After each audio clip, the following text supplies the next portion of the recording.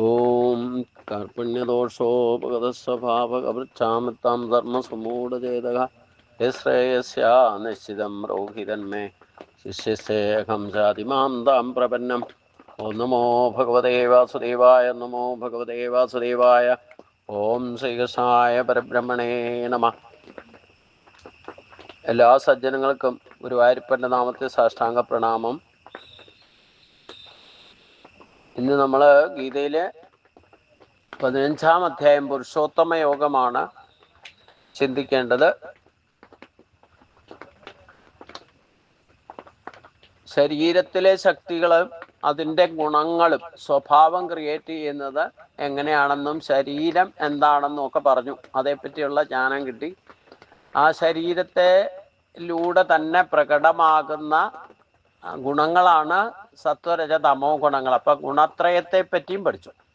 ഇത് രണ്ടും കൂടെ ചേർന്നാലാണ്, അതായത് ആ ഈശ്വരന്റെ ശക്തിയും പ്രകൃതിയിൽ നിന്നുണ്ടായിട്ടുള്ള ശരീരത്തിന്റെ ശക്തിയും കൂടെ ചേർന്നാലാണ് അവൻ ഉത്തമ മനുഷ്യനാകാം. അതായത് ഉത്തമ പുരുഷൻ എപ്പോൾ നമ്മുടെ ശരീരത്തെ ആക്ടിവേറ്റ് ആകുന്നോ അവൻ പൂർണ്ണ മനുഷ്യനാകും. അതാണ് പഠിപ്പിക്കുന്നത്. അപ്പോൾ ഇത് ഗീതയിലെ എസൻസ് എന്നറിയപ്പെടുന്ന ഏറ്റവും പ്രധാനപ്പെട്ട അധ്യായമാണ്. 20 ശ്ലോകങ്ങൾ ഭഗവാൻ തന്നെയാണ് പറയുന്നത്. കഴിഞ്ഞ അധ്യായത്തിൻ്റെ കണ്ടിന്യൂഷനായിട്ട്, അതായത് പ്രകൃതിയെയും പുരുഷനെയും ചേർത്ത് പ്രവർത്തിക്കുമ്പോഴാണ് ഇവിടെ പുരുഷോത്തമത്വം കൈവരിക. അതേപ്പറ്റി ആണ് ഏറ്റവും പ്രധാനപ്പെട്ട അധ്യായം എന്ന് പറയാം. നമ്മുടെ ശരീരം കൊണ്ട് നമുക്ക് ഈശ്വര സാക്ഷാത്കാരത്തിലേക്ക് എത്തുന്നതിനുള്ള ശാസ്ത്രത്തിൻ്റെ എസൻസ് ആണ് ഇവിടെ പറയുന്നത്. അതിന് ശരീരവും ശരീരത്തിലുള്ള ശക്തിയെയും യോജിപ്പിക്കുക. പുറത്തുള്ള ശക്തികളെ പറ്റി പറയുന്നുണ്ടെങ്കിലും നമ്മൾ സാക്ഷാത്കരിക്കേണ്ടത് നമ്മുടെ ശരീരത്തിലൂടെയാണ്. അതുകൊണ്ട് അതാണ് ഇമ്പോർട്ടൻ്റ്. ശരീരത്തിലുള്ള ശക്തിയെ സാക്ഷാത്കരിക്കാൻ വേണ്ടിയിട്ടാണ് പ്രകൃതി ശക്തികളെ പറ്റി പറഞ്ഞു തന്നത്. ഇനി അതിനെ ശരീരത്തിലൂടെ സാക്ഷാത്കരിക്കണം.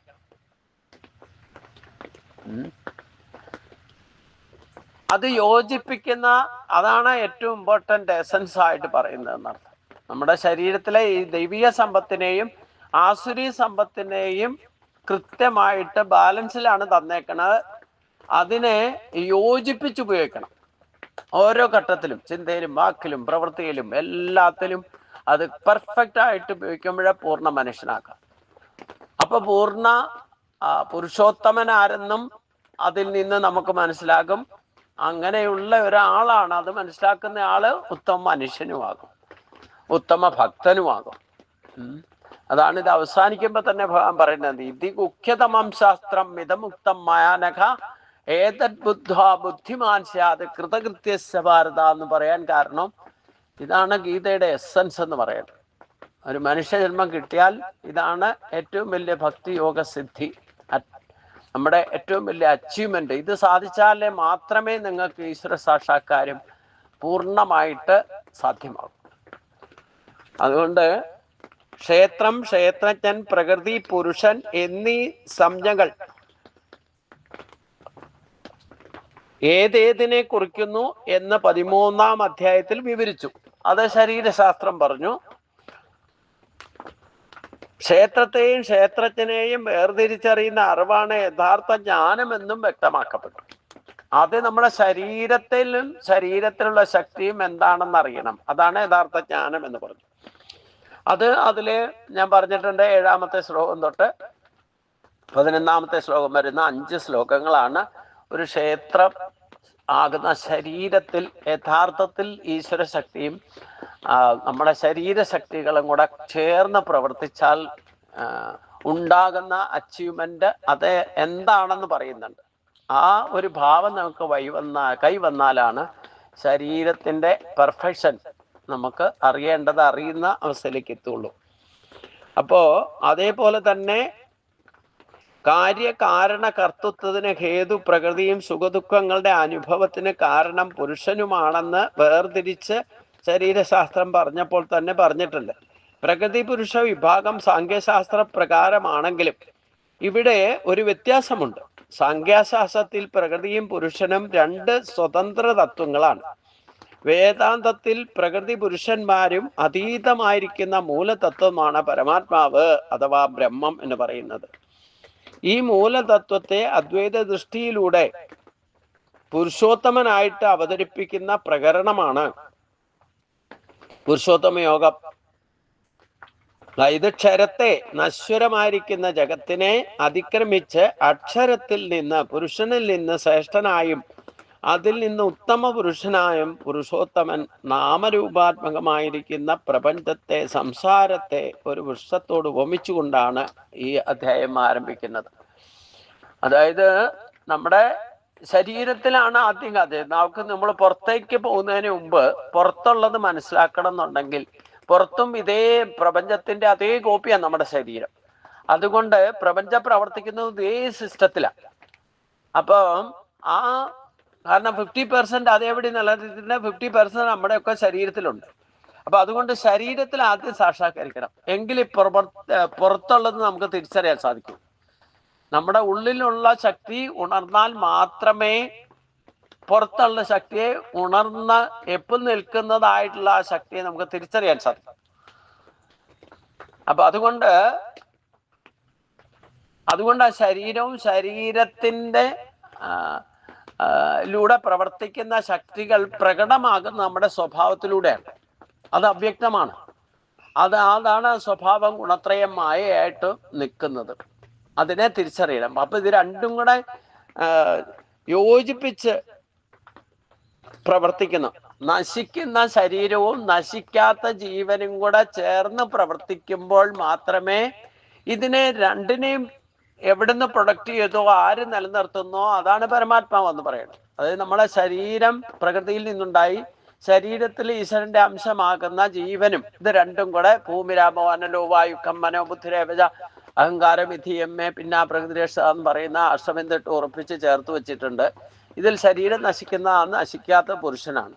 ഇതിനെ രണ്ടിനെയും ചേർത്ത് വെച്ച് പ്രയോഗം യഥാവിധി ഓരോ ഘട്ടത്തിലും അതിനെ നയിക്കുന്നത് നശിക്കാത്തതായിട്ടുള്ള ആ പരമാത്മാ ശക്തിയാണ്. അതേ ശക്തി തന്നെയാണ് പ്രപഞ്ചത്തെയും നയിക്കുന്നത്. നമ്മുടെ ഓരോ ശരീരങ്ങളെയും ഏതൊരു ശക്തിയാണോ നയിക്കുന്നത്, നശിക്കുന്നതിനും നശിക്കാത്തതിനെയും ചേർത്ത് വെച്ചുകൊണ്ട് നശിപ്പിക്കാതെ നിർത്തുന്നത് ഇതേ തത്വം തന്നെയാണ്. പ്രപഞ്ചത്തിലും നശിക്കുന്ന പ്രത്യക്ഷ പ്രകൃതിയിലുള്ളതൊക്കെ നശിക്കുന്നതാണ്. നശിക്കാത്ത പ്രപഞ്ച പ്രാണനുണ്ട്. ഇതും ഇതേ സിസ്റ്റത്തിലാണ് യോജിപ്പിച്ച് പ്രവർത്തിക്കുക. ഈ രണ്ടിനെയും കൺട്രോൾ ചെയ്യുന്നത് ആരാ? പരമാത്മാവാണ്. അതിനെയാണ് ഈശ്വരൻ എന്ന് പറയുന്നത്. അത് തന്നെയാണ് ബ്രഹ്മം എന്ന് പറയുന്നത്. അപ്പൊ അതിനെ സാക്ഷാത്കരിക്കണം. ആ സാക്ഷാത്കരിക്കുക എന്ന് പറഞ്ഞാൽ എന്താ? നമ്മുടെ ശരീരത്തിലൂടെ ഈശ്വര ശക്തിയെ അവബോധ തലത്തിലേക്ക് എത്തിക്കണം. അതിനാണ് ശരീരം കിട്ടിയേക്കണം. ഇത് സാക്ഷാത്കരിക്കുന്ന വരെ ഈ ശരീരത്തിന്റെ പ്രാധാന്യമുള്ളൂ. പിന്നെ അത് കഴിഞ്ഞാൽ ശരീരമില്ലാതെ തന്നെ ഈശ്വരിലേക്ക് ലയിക്കേണ്ടത്. അപ്പൊ അതുകൊണ്ട് ഭഗവാൻ ആദ്യം തന്നെ പറയുന്നത്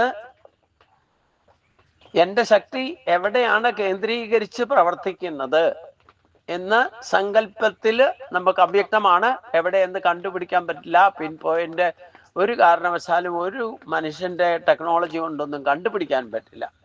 അതിന് ഒരു സങ്കല്പം മാത്രമായിട്ടുള്ള ഒരു കാഴ്ചപ്പാട് നമുക്ക് നൽകാണ്. തലതിരിഞ്ഞു നിൽക്കുന്ന ഒരു അശുദ്ധ വൃക്ഷത്തെ പോലെയാണ് എൻ്റെ ശക്തി ഊർധ്വമൂലത്തിലിരിക്കുന്നതെന്ന് പറയാം. ഊർധ്വമൂലം അധശാഖം അശുദ്ധം പ്രാകുരമമ്പയം ചന്ദാസി യസ്യ പർണാനി യസ്തം വേദസ്സ വേദവിദ്. ഭഗവാൻ പറഞ്ഞു, ഊർധ്വമൂലം അധശാഖം, മുകളിൽ വേരുകളും താഴെ ശാഖകളും ഉള്ളതും, അവ്യയം അശുദ്ധം ബാഹു, നാശമില്ലാത്തതുമായ അരയാലിനെ പറ്റി പറയുന്നുണ്ട്. യസ്യ പർണാനി ചന്ദാസി, യാതൊന്നിൻ്റെ അതിൻ്റെ ഇലകൾ വേദങ്ങളാകുന്നു. യാ തം വേദ, യാതൊരുവൻ അതിനെ അറിയുന്നുവോ, സ വേദവിത്ത്, അവൻ വേദത്തെ അറിയുന്നവനാകുന്നു.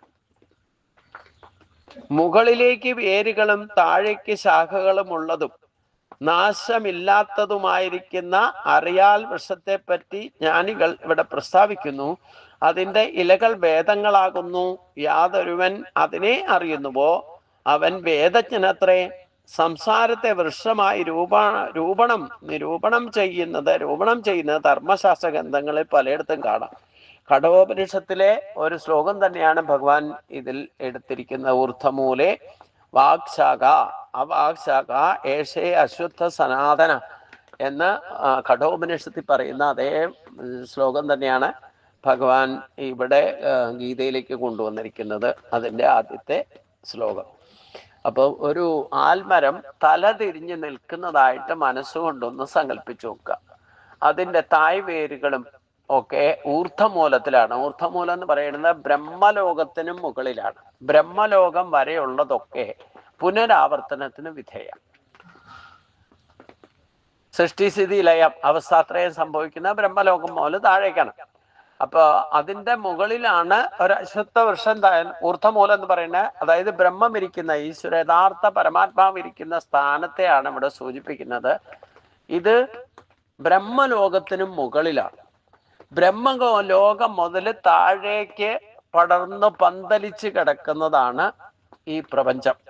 നമ്മളൊരു വൃക്ഷം തലതിരിഞ്ഞ് നിൽക്കുന്നതായിട്ട് സങ്കല്പിച്ചാൽ അതിൻ്റെ തായ്വേരുകൾ മുകളിലാണ്.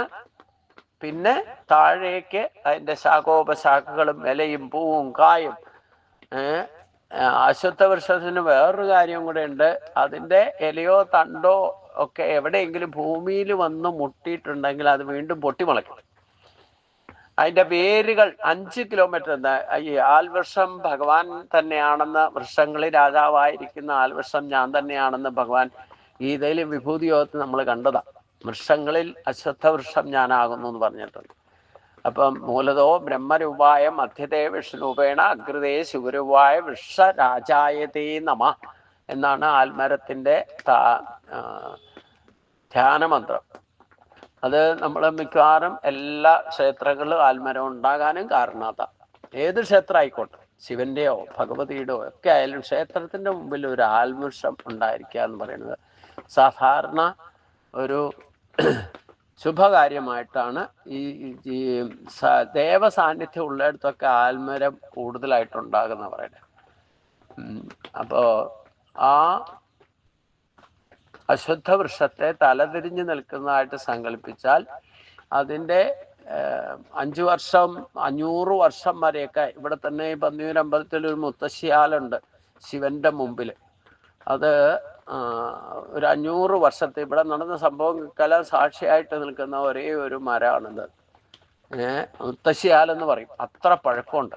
ഇവിടെ പല അന്തചിത്രങ്ങളൊക്കെ നടന്നിട്ടുണ്ടെങ്കിൽ അതിനൊക്കെ സാക്ഷിയാണ്. ബ്രഹ്മസാക്ഷിയായിട്ട് നിൽക്കുന്ന പോലെ ഇന്നും നിൽക്കുന്നുണ്ടെന്നർത്ഥം. അപ്പോ ആ അശ്വത്ഥ വൃക്ഷത്തിന് ഈശ്വരന്റെ ശക്തി കൂടുതലുണ്ടെന്നാണ് പറയുക. ഏറ്റവും വലിയ പ്രാണന്റെ ശക്തിയുണ്ട്. രാവിലത്തെ സമയം ഓക്സിജൻ കൂടുതലായിട്ട് അതിൽ നിന്ന് വിക്ഷേപിക്കപ്പെടുന്നുണ്ട്. അതുകൊണ്ടാണ് രാവിലത്തെ സമയം ഈ മന്ത്രം ചൊല്ലിക്കൊണ്ട് 7 പ്രദക്ഷിണമൊക്കെ സ്ലോ മോഷനിൽ വെച്ചാൽ നമുക്ക് ഓക്സിജൻ ബാരലിൽ പോയിട്ട് വന്നതിൻ്റെ ഗുണത്തെ കിട്ടും. അത്രമാത്രം പ്രാണവായു കിട്ടുന്നർത്ഥം. അപ്പം ആ സങ്കല്പത്തിലാണ് ആൽമര ക്ഷേത്രങ്ങളൊക്കെ വെച്ചുപിടിക്കുന്നത്.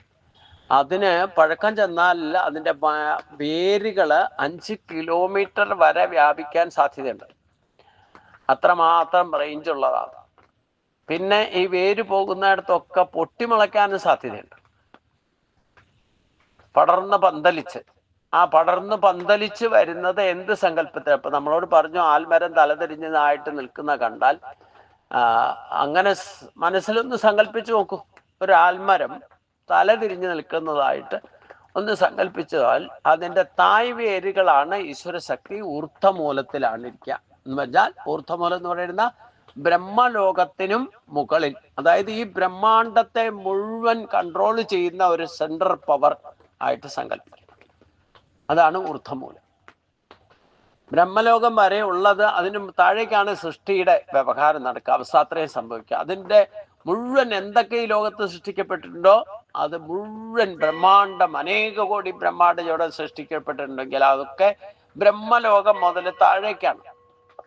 അതുകൊണ്ട് അത് എങ്ങനെയാണ് ഇങ്ങനെ പടർന്ന് പന്തലിച്ചു വരുന്നത് എന്ന് പറയാണ്. അധശോർത്ഥം പ്രസിദ്ധ സസ്യശാഖ ഗുണപ്രവർത്ത വിഷയപ്രപാളക അധശമൂലാന്യ അനുസന്ധതാനി കർമാനുബന്ധീന മനുഷ്യലോകെ.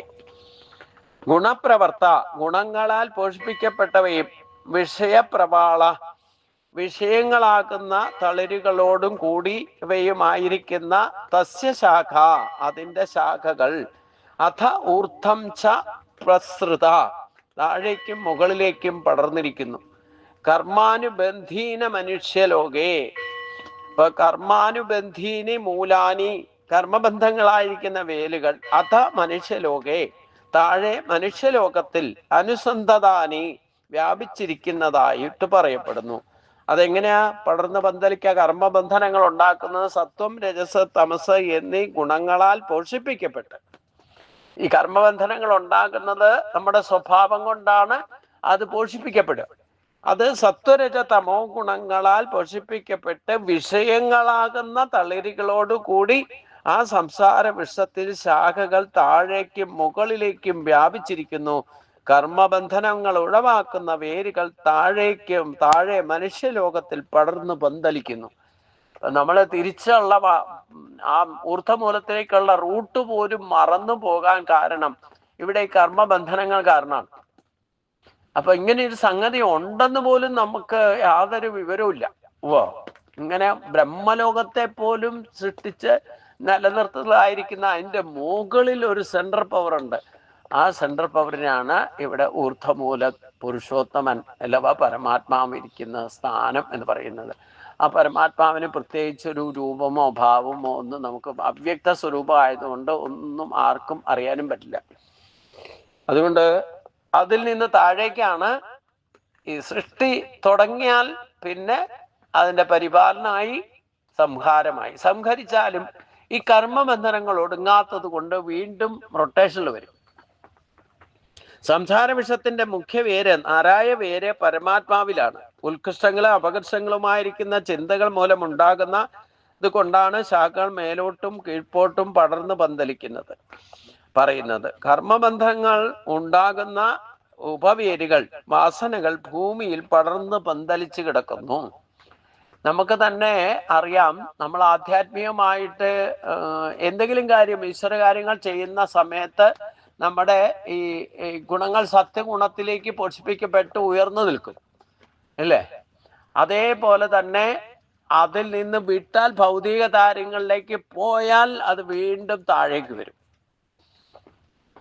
അപ്പം മുകളിലും താഴെ കർമ്മബന്ധനങ്ങൾ ഉണ്ടാകുന്ന ചില കാര്യങ്ങളിൽ നമ്മൾ ഉയർന്ന നിലയിലേക്കും അതേപോലെ തന്നെ താഴേക്ക് വരും. അപ്പൊ നമുക്ക് ഇഷ്ടമുള്ളതും ഈശ്വര ചൈതന്യത്തെ വർദ്ധിപ്പിക്കുന്നതായതിൽ നിന്ന് നമ്മൾ ഉയർച്ചയിലേക്ക് പോകും. അതിൽ നിന്ന് നേരെ ആസുരി സമ്പത്തിന്റെ വിഷയങ്ങളിലേക്ക് വന്നു കഴിഞ്ഞാലോ അപ്പൊ താഴേക്ക് പോകും. ഇപ്പൊ ഒരു ദിവസം തന്നെ നമ്മൾ ചിന്തിച്ചറിയാം, നമ്മൾ കുറച്ചു നേരത്തേക്ക് ഗീതാശാസ്ത്രമൊക്കെ പഠിച്ചുകൊണ്ടിരിക്കുന്ന സമയത്ത് നമ്മളങ്ങൾ അത്യുന്നതയുള്ള ഈശ്വരന്റെ സാന്നിധ്യത്തിലേക്ക് ഉയർന്നുകൊണ്ടിരിക്കും. ഇത് വിട്ടിട്ട് ഒക്കെ ഓഫ് ചെയ്ത് കറണ്ട് പോയ പോലെയാ, പിന്നെ ഒക്കെ താഴേക്കാ അല്ലേ? അയ്യോ പാവേ, കറണ്ട് പോയാൽ തന്നെ ആദ്യം വരുന്നത് എന്താ? അയ്യോ കറണ്ട് പോയി. ഈ കറണ്ട് ഇല്ലാതെ ജീവിച്ചിട്ടില്ലേ? ഇന്നലെ പകലും മുഴുവൻ കറണ്ട് ഇല്ലായിരുന്നു. ആരായണയും പാരായണവും പ്രഭാഷണവും ഒക്കെ കറണ്ട് ഇല്ലാതെ തന്നെ നടന്നു അല്ലേ? അപ്പൊ നമുക്കിത് ഉള്ളത് എത്രന്റെ സൗകര്യം കൂടുന്നോ അതിലൊക്കെ അറ്റാച്ച്ഡ് ആവും, മമതയാവും. പിന്നെ അതില്ലെങ്കിൽ ജീവിക്കാൻ പറ്റില്ല എന്നൊക്കെ തോന്നും. അതൊക്കെയാണ് പ്രശ്നം. അപ്പൊ ഏത് സാഹചര്യത്തിൽ ഇപ്പോഴും കറണ്ട് ഇല്ല, കുറച്ചു നേരത്തേക്ക് എങ്ങാണ്ട് വന്നു പോയി. അപ്പൊ ഈ വന്നു പോയിരിക്കുന്ന അവസ്ഥയാണ് ഈ കർമ്മബന്ധനം എന്ന് പറയുന്നത്. അപ്പം ഈ വരും പോക്കും വെറുതെ കറണ്ട് വന്നു പോകുന്ന പോലെ നമ്മൾ വീണ്ടും ജനിക്കും മരിക്കും ജനിക്കും മരിക്കും. ജാതസ്യകീതൃപോ മൃത്യുജുർവസ് ഇതൊക്കെയാണ് കർമ്മബന്ധനത്തെ കാരണം. വീണ്ടും വീണ്ടും ജനിക്കുകയും മരിക്കുകയും ചെയ്യുന്നതിന്റെ കാരണം എന്താ? കർമ്മബന്ധനങ്ങളാണ്. അത് ഈ വിഷയങ്ങളാണ്. നമ്മളിൽ തന്നെയുള്ള സ്വഭാവം കൊണ്ട് ഇങ്ങനെ വന്നു പോയിരിക്കേണ്ടതായിട്ട് വരും. അപ്പൊ അതുകൊണ്ട് ഇനി ആ കർമ്മബന്ധനങ്ങളെ മുറിക്കണം. ആ മുറിക്കാനുള്ള ടെക്നോളജിയാണ് ഇനി പറയുന്ന 2 ശ്ലോകത്തിൽ. എന്ന രൂപമസ്യേകതോപലഭ്യതേനാം തോന്ന ചാതീർന്ന നച സംപ്രതിഷ്ഠ അശ്വത്ഥമേനം സവിരൂഢമൂലം മസ്സംഗശസ്ത്രേണ ദൃഢേന ചിത്വാ തദപദം തദുപരിമാർഗതവ്യം യസ്മിൻ കഥാനാം നിവർത്തന്തി ഭൂയക തമേവ ചാത്യം പുരുഷം പ്രപത്യേ യത പ്രവൃത്തി പ്രസുധാ പുരാണി. ഈ 2 ശ്ലോകങ്ങളിലാണ് കർമ്മബന്ധനത്തെ എങ്ങനെ മുറിക്കാം എന്ന് പറയുന്നത്. ഇഹ അസ്യ രൂപം, ഇവിടെ ഇതിന്റെ സംസാര വൃക്ഷത്തിന്റെ, തഥാ ന ഉപലഭ്യതേ, രൂപം അപ്രകാരം കാണപ്പെടുന്നില്ല. ആദി നച അന്ത നച, അതിന്റെ ആദിയും അന്തവും, സംപ്രതിഷ്ഠാന, നിലനിൽപ്പും അറിയുന്നതുമില്ല. സവിരൂഢമൂലം, വേരുറച്ചതായിരിക്കുന്ന ഏനം അശുദ്ധം, ആ അശുദ്ധ വൃക്ഷത്തെ ദൃഢേന അസംഗശസ്ത്രേണ ചിത്വ, ഉറപ്പുള്ള വൈരാഗ്യം എന്ന ആയുധം കൊണ്ട് വെട്ടിമുറിച്ചിട്ട്, തഥാ, അതിന് യാതൊരു സ്ഥാനത്തെ പ്രാപിച്ചവർ ഈ ന നിവർത്തന്തി, വീണ്ടും തിരിച്ചു വരുന്നില്ലയോ, ആ പുരാണി പ്രവർത്തി പ്രസൃത, യാതൊന്നിനെ ചിരന്തനമായിരിക്കുന്ന സംസാരം പ്രസരിച്ചുവോ, തം ആദ്യം പുരുഷ ഏവ, ആ ആദി പുരുഷനെ തന്നെ പ്രപത്തിയെ ശരണം പ്രാപിക്കുന്നു എന്നിങ്ങനെ. തൽപദം പരിമാർഗദേവ്യം, ആ സ്ഥാനം അന്വേഷിക്കപ്പെടേണ്ടതാണ്. ഈ സ്ഥാനമാണ് അന്വേഷിക്കേണ്ടത്. ആരന്വേഷിക്കും? നമ്മൾ ഓരോരുത്തരും അന്വേഷിക്കും. നമ്മളിലൊക്കെ ഉണ്ട് ആ സ്ഥാനം. അത് അവ്യക്തമാണ്. നമ്മളിപ്പോ ഈ പറയുന്ന പോലെ ഈ അശ്വത്ഥ വൃക്ഷം തലതിരിഞ്ഞ് നിൽക്കുന്നതായിരിക്കുന്ന നമുക്കിപ്പോ പ്രപഞ്ചത്തിൽ അന്വേഷിച്ചു നോക്കിയാൽ കാണാൻ പറ്റില്ല. ഓ, അങ്ങനെ ഇല്ല. നമ്മളോട് സങ്കല്പിക്കാനാ പറഞ്ഞത്. മനസ്സുകൊണ്ട് സങ്കല്പിക്കാം.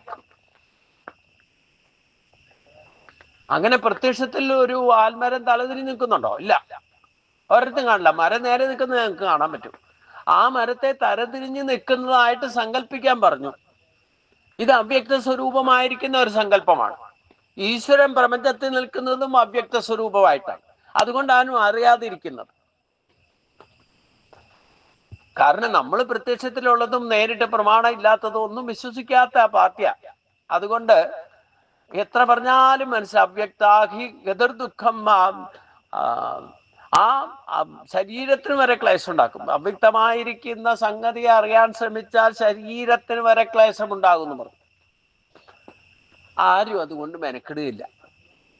കാരണം എന്താ? എല്ലാവർക്കും സ്വിച്ചിട്ട കാര്യം നടക്കണമെന്ന് പറഞ്ഞുകൊണ്ട് നടക്കുന്നവർ അവ്യക്തമായിരിക്കുന്ന ഈശ്വരനെ അന്വേഷിച്ച് ആരാ പുറപ്പെടുക? കാണാനുമില്ല. കാരണം ബ്രഹ്മലോകത്തിന് മുകളിലിരിക്കുന്ന ഈ ശക്തിയെ ആരെങ്കിലും ബഹിരാകാശത്ത് പോയിട്ട്, ബഹിരാകാശ യന്ത്രത്തിലൊക്കെ പോയിട്ട് ഇപ്പൊ ഒരാൾ ഇന്ത്യയിൽ നിന്ന് തന്നെ പോയിട്ട് തിരിച്ചു വന്നു അല്ലെ? ഇവര് ബഹിരാകാശം വരെ പോയിട്ട് തിരിച്ചു വന്നു. അതിന് മുകളിലാ ഈ പറയുന്ന ഊർധ്വമൂലം. അങ്ങോട്ട് ആരെങ്കിലും അന്വേഷിച്ചു പോകുന്നുണ്ടോ? ആരും അന്വേഷിച്ചു പോവുകയില്ല. കാരണം അന്വേഷിച്ചു പോകാൻ ഒരു സ്പോട്ട് വേണ്ടേ? സ്പോട്ടോ ഒരു പിൻ പോയിന്റ് വേണം. എന്നാലേ നമുക്ക് ലക്ഷ്യം വെച്ചുകൊണ്ട് പോകാൻ പറ്റുള്ളൂ. ഇല്ലെങ്കിൽ എന്താ കുഴപ്പം? എവിടെയാണെന്നറിയാതെ എങ്ങോട്ട് പോണേ?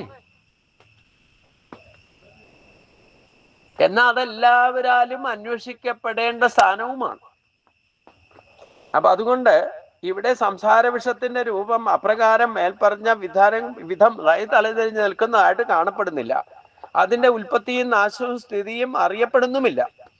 വളരെ ഉറപ്പായിട്ട് വേരൂന്നി നിൽക്കുന്ന ഈ അരയാലിനെ ദൃഢവൈരാഗ്യമാകുന്ന മഴ കൊണ്ട് വെട്ടിമുറിക്കണം.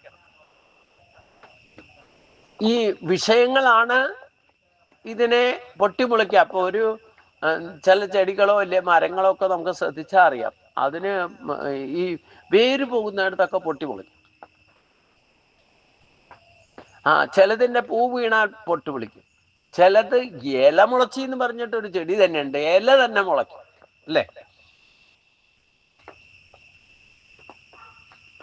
അപ്പം ഓരോരോ വിഷയങ്ങളാണ് അത് വീണ്ടും പൊട്ടിമുളയ്ക്കാനിട വരുന്നത്. അപ്പൊ സത്വരജ തമോ ഗുണ പ്രേരണയാൽ നമ്മുടെ സ്വഭാവത്തിൽ ഉണ്ടാകുന്ന വേരിയേഷൻസ് ആണ് കർമ്മബന്ധനത്തിൽപ്പെടുത്തുന്നത്. അതെങ്ങനെ? ശരീരത്തിലെ ഇന്ദ്രിയ ഭോഗസുഖങ്ങളാകുന്ന, അതായത് വിഷയങ്ങള്, കണ്ണിന്റെ കാഴ്ചകള്, ചെവിയുടെ കേൾവികള്, ഇങ്ങനെ പഞ്ചേന്ദ്രിയങ്ങളുടെ അതിൻ്റെതായ ആഹാരം എന്ന് പറയുന്നത്, അതിൻ്റെതായ ഓരോ ഇന്ദ്രിയത്തിനും അതിൻ്റെ ആഹാരമുണ്ട്. നമ്മൾ വിശക്കുമ്പോൾ കഴിക്കുന്ന ആഹാരം മാത്രമൊന്നുമല്ല ആഹാരം. ഞാൻ ഇതിനു മുമ്പ് പറഞ്ഞിട്ടുണ്ട്, കണ്ണിന്റെ ഏറ്റവും പ്രിയപ്പെട്ട ആഹാരം നല്ല കാഴ്ചകളാണ്. അത് നല്ല കാഴ്ച മാത്രം നമ്മൾ അന്വേഷിച്ചു പോയാൽ നല്ലത് തന്നെ കാണുള്ളൂ എന്ന് നിർബന്ധമൊന്നുമില്ല. ചീത്തയും കാണേണ്ടി വരും.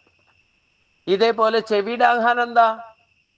നല്ല ആസ്വാദ്യകരമായിട്ടുള്ള കർണാനന്ദകരമായിട്ടുള്ള വാക്കുകൾ ഇല്ലേ, അതുപോലെ ശബ്ദമാണ് ചെവിക്കിയുടെ ആഹാരം. നാക്കിന്റെ ആഹാരം പിന്നെ പ്രത്യേകം പറയണ്ടല്ലോ. സ്വാദിഷ്ടമായ ഭക്ഷണങ്ങൾ, ആഹാരം. ആ സ്വാദിഷ്ടമായ ആഹാരം മാത്രം തേടിയിരുന്നാൽ എല്ലാം നമുക്ക് കഴിക്കാൻ കിട്ടുന്നതൊക്കെ സ്വാദിഷ്ടമായിരിക്കും. അവരുടെ സ്വഭാവത്തെ ഡിപ്പെൻഡ് ചെയ്തുകൊണ്ടിരിക്കും.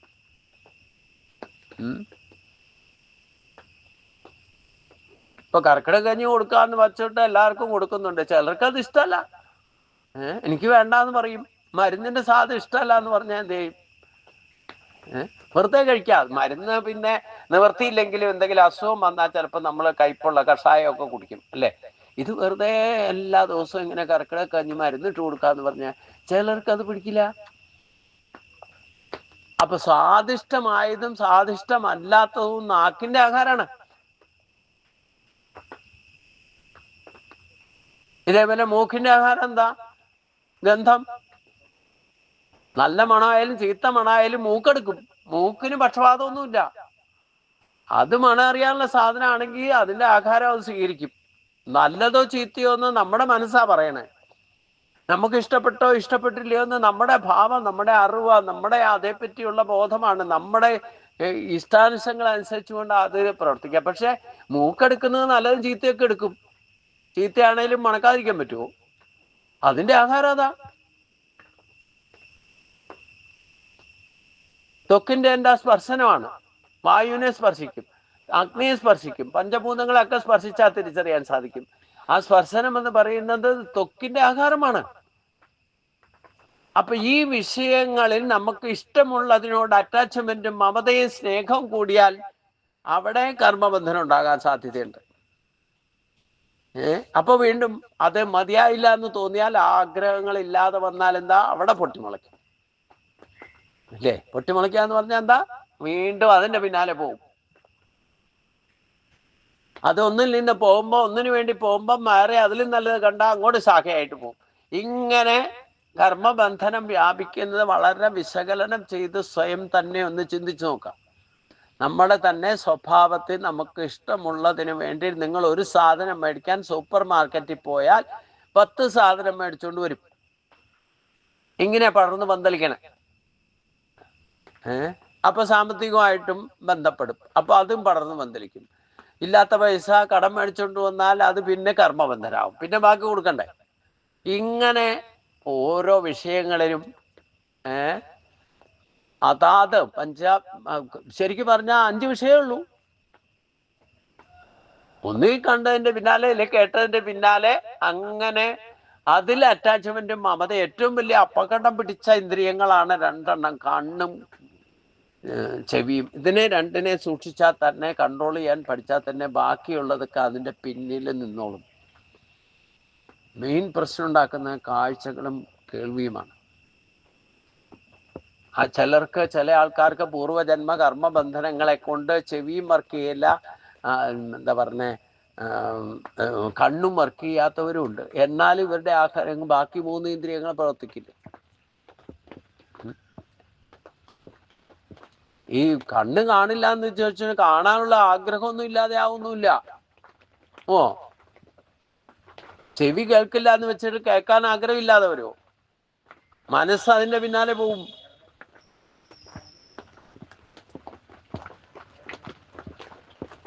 ഈ കണ്ണില്ലാതെ വരാനും ചെവി ഇല്ലാതെ വരാനും കാരണം അതിന്റെ മിസ്യൂസ് കൊണ്ടാണ് പിന്നീട് ഇല്ലാതെ വരുന്നത്. അതും കർമ്മബന്ധന.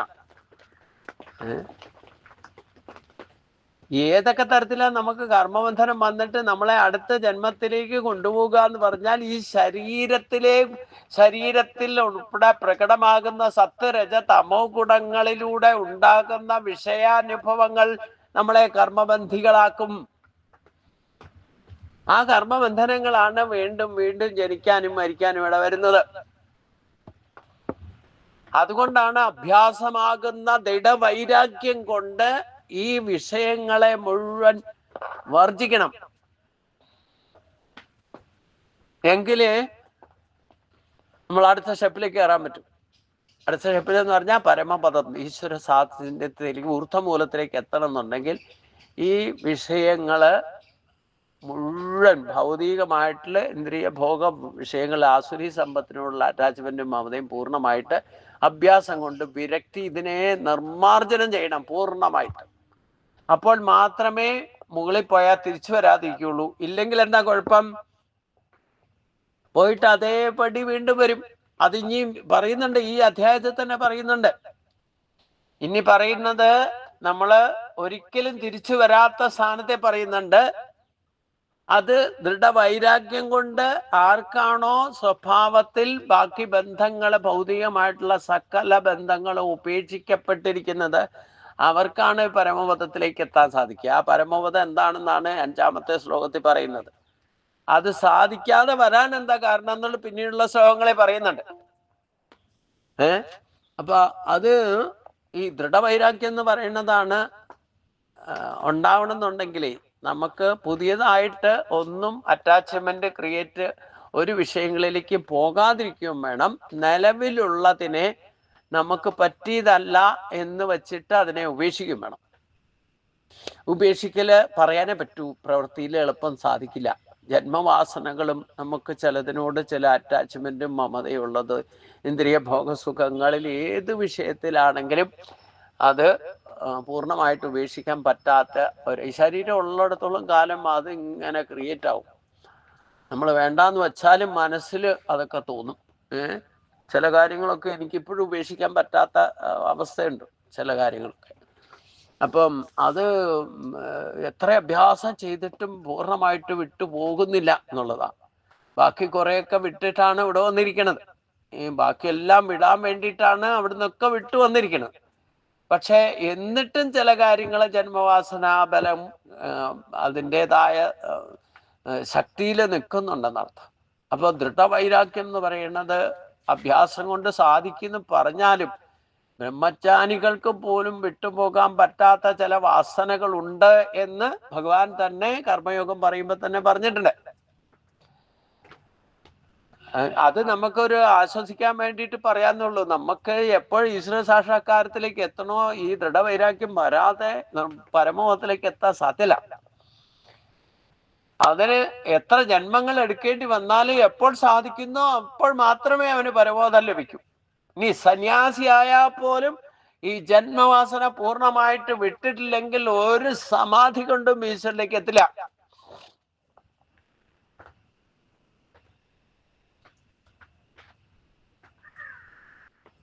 ആ ദൃഢവൈരാഗ്യം ഉണ്ടാക്കണമെങ്കിൽ എന്താണെന്നറിയോ? എളുപ്പമാർഗം പറഞ്ഞു കഴിഞ്ഞാൽ എന്താന്ന് വെച്ച് കഴിഞ്ഞാൽ, നമ്മൾ രാമായണമൊക്കെ വായിക്കുമ്പം കമന്ധന്റെ കഥയോ ഇല്ലെങ്കിൽ അതുപോലുള്ള അസുരന്മാരുമായിട്ടുള്ള സമ്പർക്കത്തിൽ ഇവർക്ക് ശാപം കിട്ടിയിട്ടാ വരുന്നത്. ആ ശാപം മോക്ഷം കിട്ടാനുള്ള മാർഗവും കൂടെ പറഞ്ഞു കൊടുക്കുന്നുണ്ട്. പറഞ്ഞാൽ കേൾക്കത്തേര് മരമായിട്ടോ കല്ലായിട്ടൊക്കെ പോവുക ആസനാബലത്താൽ. കുറെ കാലം അങ്ങനെ ഇരിക്കാൻ പറയും. പിന്നെ അനങ്ങാൻ പറ്റില്ലല്ലോ. അവിടെ ബാക്കി ഒരു വിഷയത്തിന്റെ പിന്നാലെ പോകാൻ പറ്റില്ല. ഇപ്പം അഹല്യാമോക്ഷത്തിന്റെ ആ പാറക്കല്ലായിട്ട് മാറിയ ആ പാറക്കല്ലിന് വേറെ ഏതെങ്കിലും വിഷയത്തിന്റെ പിന്നാലെ പോകാൻ പറ്റുമോ? അവിടെ സ്ത്രീകൾക്കാണേലും ആർക്കായാലും മനുഷ്യ ശരീരം കിട്ടി വന്നതുകൊണ്ട് ഈ ഗൗതമ മഹർഷിയുടെ വേഷം കെട്ടി വന്ന ആളെ തിരിച്ചറിയണ്ടേ? എന്നിട്ട് ആ ഇന്ദ്രിയ ഭോഗസുഖം അനുഭവിക്കാൻ കൂട്ടുനിന്നില്ലേ? അതുകൊണ്ടാണ് ഒപ്പം ശാപം കൊടുത്തത് അഹല്യയ്ക്കും. തെറ്റ് ചെയ്തത് വേഷം മാറി വന്നത് ഇന്ദ്രനാണെങ്കിലും അത് അനുഭവിച്ചതാരാ? ചെയ്ത ആൾക്കും ചെയ്യിപ്പിച്ച ആൾക്കും കൂടെ നിന്ന ആൾക്കും ഒക്കെ ശിക്ഷ കിട്ടും. അപ്പൊ എന്താ ശാപം? എന്താ? പാറക്കല്ലായിട്ട് മാറാൻ പറഞ്ഞു. പാറക്കല്ലായിട്ട് മാറിയത് ഒരു കൊടും തപസ്സ അല്ലേ? അതാണ് ദൃഢവൈരാഗ്യം. അതുപോലെ ഇളകാൻ പറ്റാത്ത ഒരു പാറക്കല്ലിന്റെ കൂട്ട് നമ്മളെ വിഷയങ്ങളിൽ പ്രവേശിക്കാതെ ഉറച്ചു നിൽക്കണം. ഇല്ലെങ്കിൽ പിന്നെയും ആ വിഷയത്തിലേക്ക് പോകും. തിരിച്ച് ഭഗവാന്റെ സ്പർശം കൊണ്ട് തിരിച്ച് ആ പഴയ സ്ഥിതിയിലേക്ക് എത്തുന്നും പറഞ്ഞിട്ടുണ്ടായിരുന്നു. എത്തിയല്ലോ അല്ലേ? അപ്പൊ അങ്ങനെ ദൃഢവൈരാഗ്യം എന്ന് പറയുന്നത് അങ്ങനെയാ. ആ കമന്ധന്റെ കഥ നോക്കിയാലും അറിയാം അല്ലേ? ഗന്ധർവനായിരുന്ന സമയത്ത് ആ അഷ്ടാവക്രനെ കണ്ടിട്ട് 8 വളവുള്ള ശരീരത്തോടു കൂടി ഒരാളെ പരിഹസിച്ചതാ പ്രശ്നമായത്. നമ്മൾ നിസ്സാരമായിട്ട് ചില തമാശ രൂപത്തിലൊക്കെ ഈ പലരുടെ കാര്യങ്ങളും ഇടപെട്ടിട്ട് നേരം പോക്കുന്ന നിലയിൽ തമാശയൊക്കെ പറയും. ഇതൊന്നും കളിക്കേണ്ട കാര്യമൊന്നുമില്ല, വെറുതെ രസത്തിന് പറഞ്ഞാലും ഉണ്ടല്ലോ, അതൊക്കെ പ്രകൃതി ഏറ്റെടുക്കും. അതൊക്കെ നമ്മൾ നമ്മുടെ കാര്യം നോക്കി പോകാൻ വേണ്ടിയിട്ട് അങ്ങോട്ട് വിട്ടേക്കണം. എന്നിട്ട് എന്തെങ്കിലും കണ്ടിട്ട് അഭിപ്രായം പറഞ്ഞു, നല്ലതോ ചീത്തയോ ഇങ്ങനെയുള്ള മനസ്സിന്റെ ചിന്തകൾ പോലും നമ്മളെ കർമ്മബന്ധനമായിട്ട് മാറുന്നർത്ഥം. അഷ്ടാവക്രൻ എന്ന് പറയുന്ന ആ മഹാത്മാവിനെ കണ്ടിട്ട് മഹാത്മാവാണെന്നൊന്നും തിരിച്ചറിഞ്ഞില്ല എന്ന് മാത്രമല്ല, ഈ ശരീരത്തിന്റെ അവസ്ഥ കണ്ടിട്ട് ഗന്ധർവനായിരുന്നയാള് കളിയാക്കി ചിരിച്ചേ ഉള്ളൂ. ശാപം കിട്ടിയിട്ടാണ് കമന്ധനായി മാറിയത്, ഒരു അസുര ജന്മം, രാക്ഷസൻ. പക്ഷെ അവിടെ മോക്ഷവും കൊടുക്കാൻ ഒരു ചാൻസും കൂടെ കൊടുത്തിരുന്നു. ശ്രീരാമൻ ത്രേതായുഗത്തിൽ വന്ന് ജനിക്കുമ്പം ആ കമന്ധന്റെ കൈകൾ ഛേദിക്കപ്പെട്ടാൽ എപ്പ ഛേദിക്കപ്പെടുന്നോ അപ്പൊ പൂർവ്വസ്ഥിതിയിലേക്ക് എത്തുമെന്ന് പറഞ്ഞു. അത് തന്നെയാണ് സംഭവിച്ചത്. ഇതാണ് ഉച്ചനീചത്വങ്ങളിലേക്ക് നമ്മൾ പോകുന്നു പറയുന്നത്. അപ്പൊ ചില കാര്യങ്ങൾ നമ്മൾ വെറുതെ രസത്തിനാണെങ്കിലും ഈ ജീവിതത്തിന്റെ ഇടയിൽ ചില കാര്യങ്ങളൊക്കെ ചെയ്യുന്നത് അത് കർമ്മബന്ധനമായിട്ട് തീരും. അപ്പോ അത് ശാപമായിട്ടും മാറും. അങ്ങനെയൊന്നും നമ്മൾ മറ്റുള്ളവരെ ഒന്നും വേണ്ട വിധത്തിൽ മനസ്സിലാക്കാതെ എന്തെങ്കിലും നമ്മൾ ചെയ്യോ പറയോ ഒക്കെ ചെയ്താലും നമ്മുടെ ഭാവം പോലും നമ്മുടെ കർമ്മബന്ധനത്തിൽ പെടും. അപ്പം അതുപോലെ അനങ്ങാൻ പറ്റാത്ത ഒരു രാക്ഷസനോ ഇല്ലേ അതുപോലെ ഒരു മരമായിട്ടോ, കുബേരപുത്രന്മാരുടെ കഥയും നമുക്കറിയാം, ഉല്ലൂഖബന്ധനത്തിലൂടെ 2 മരമായിട്ട് മാറിപ്പോകുന്നതൊക്കെ. അപ്പം അങ്ങനെയൊക്കെ നിൽക്കുമ്പോൾ ദൃഢവൈരാഗ്യം. പിന്നെ ആ മരമായിട്ട് നിൽക്കുന്ന സമയത്തോ ഇല്ലേ അതുപോലൊരു ജന്മം കിട്ടിക്കഴിഞ്ഞാൽ പിന്നെ മറ്റൊന്നും ചെയ്യാൻ സാധ്യല്ല. അപ്പൊ നമുക്ക് വിഷയവിരക്തി ഉണ്ടാകണം എന്നുണ്ടെങ്കിൽ അത് നമുക്ക് പറ്റിയതല്ല എന്നുള്ള അനുഭവം ഉണ്ടാക്കണം, അതിനോട് വെറുപ്പ് ദ്വേഷം ഉണ്ടാക്കണം. അപ്പൊ ആ ദേഷ്യം ഉണ്ടാകണമെങ്കിൽ അതിനുള്ള അനുഭവം ഉണ്ടാകണം.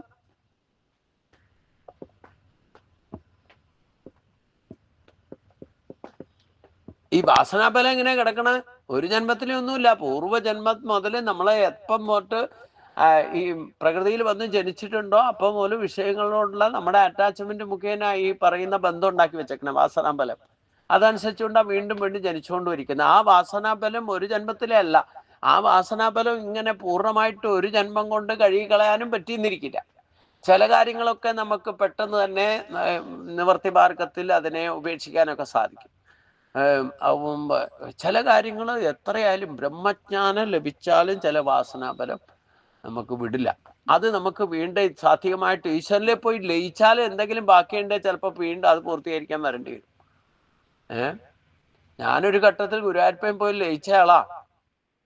ബാക്കി ഇവിടുത്തെ കൺസിക്വൻസീസ് എന്തൊക്കെ ഉണ്ടായാലും വേണ്ടില്ല, നമ്മുടെ യോഗസ്ഥിതി നിലനിർത്തിക്കൊണ്ട് ഈശ്വരനിലേക്ക് പോയി ലയിച്ചതാ.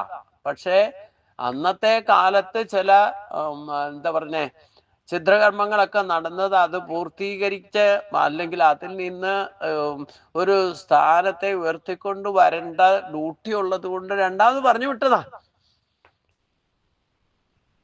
അത് നമ്മളുമായിട്ട് ബന്ധപ്പെട്ട് നിൽക്കുന്നതുകൊണ്ട് നമ്മൾ തന്നെ പോയാലേ പറ്റുള്ളൂ എന്നുള്ള നിലപാട് വന്നു എന്നർത്ഥം. അതാണ് പ്രശ്നം. അപ്പൊ അതും ജന്മവാസന ബല, അത് കർമ്മബന്ധനാണ്. ഇപ്പൊ ദേവകി ഭഗവാനെ പ്രസവിക്കുമ്പം വാസുദേവർക്കും ദേവകിക്കും ഭഗവാൻ പൂർവജന്മ സ്മരണ കൊടുക്കുന്നുണ്ട്. ഇത് രാമായണം രാമൻ ജനിക്കുമ്പോഴും കൗസല്യോട് പറഞ്ഞു കൊടുക്കുന്നുണ്ട്. ദശരഥൻ അന്നേരം ആ സ്ഥാനത്തില്ലെങ്കിലും ഇവര് പൂർവജന്മത്തിൽ ഭഗവാനെ പുത്രനായിട്ട് ജനിക്കണം എന്ന് ആഗ്രഹിച്ച് കിടന്നത് ഒരു കർമ്മബന്ധനാണ്.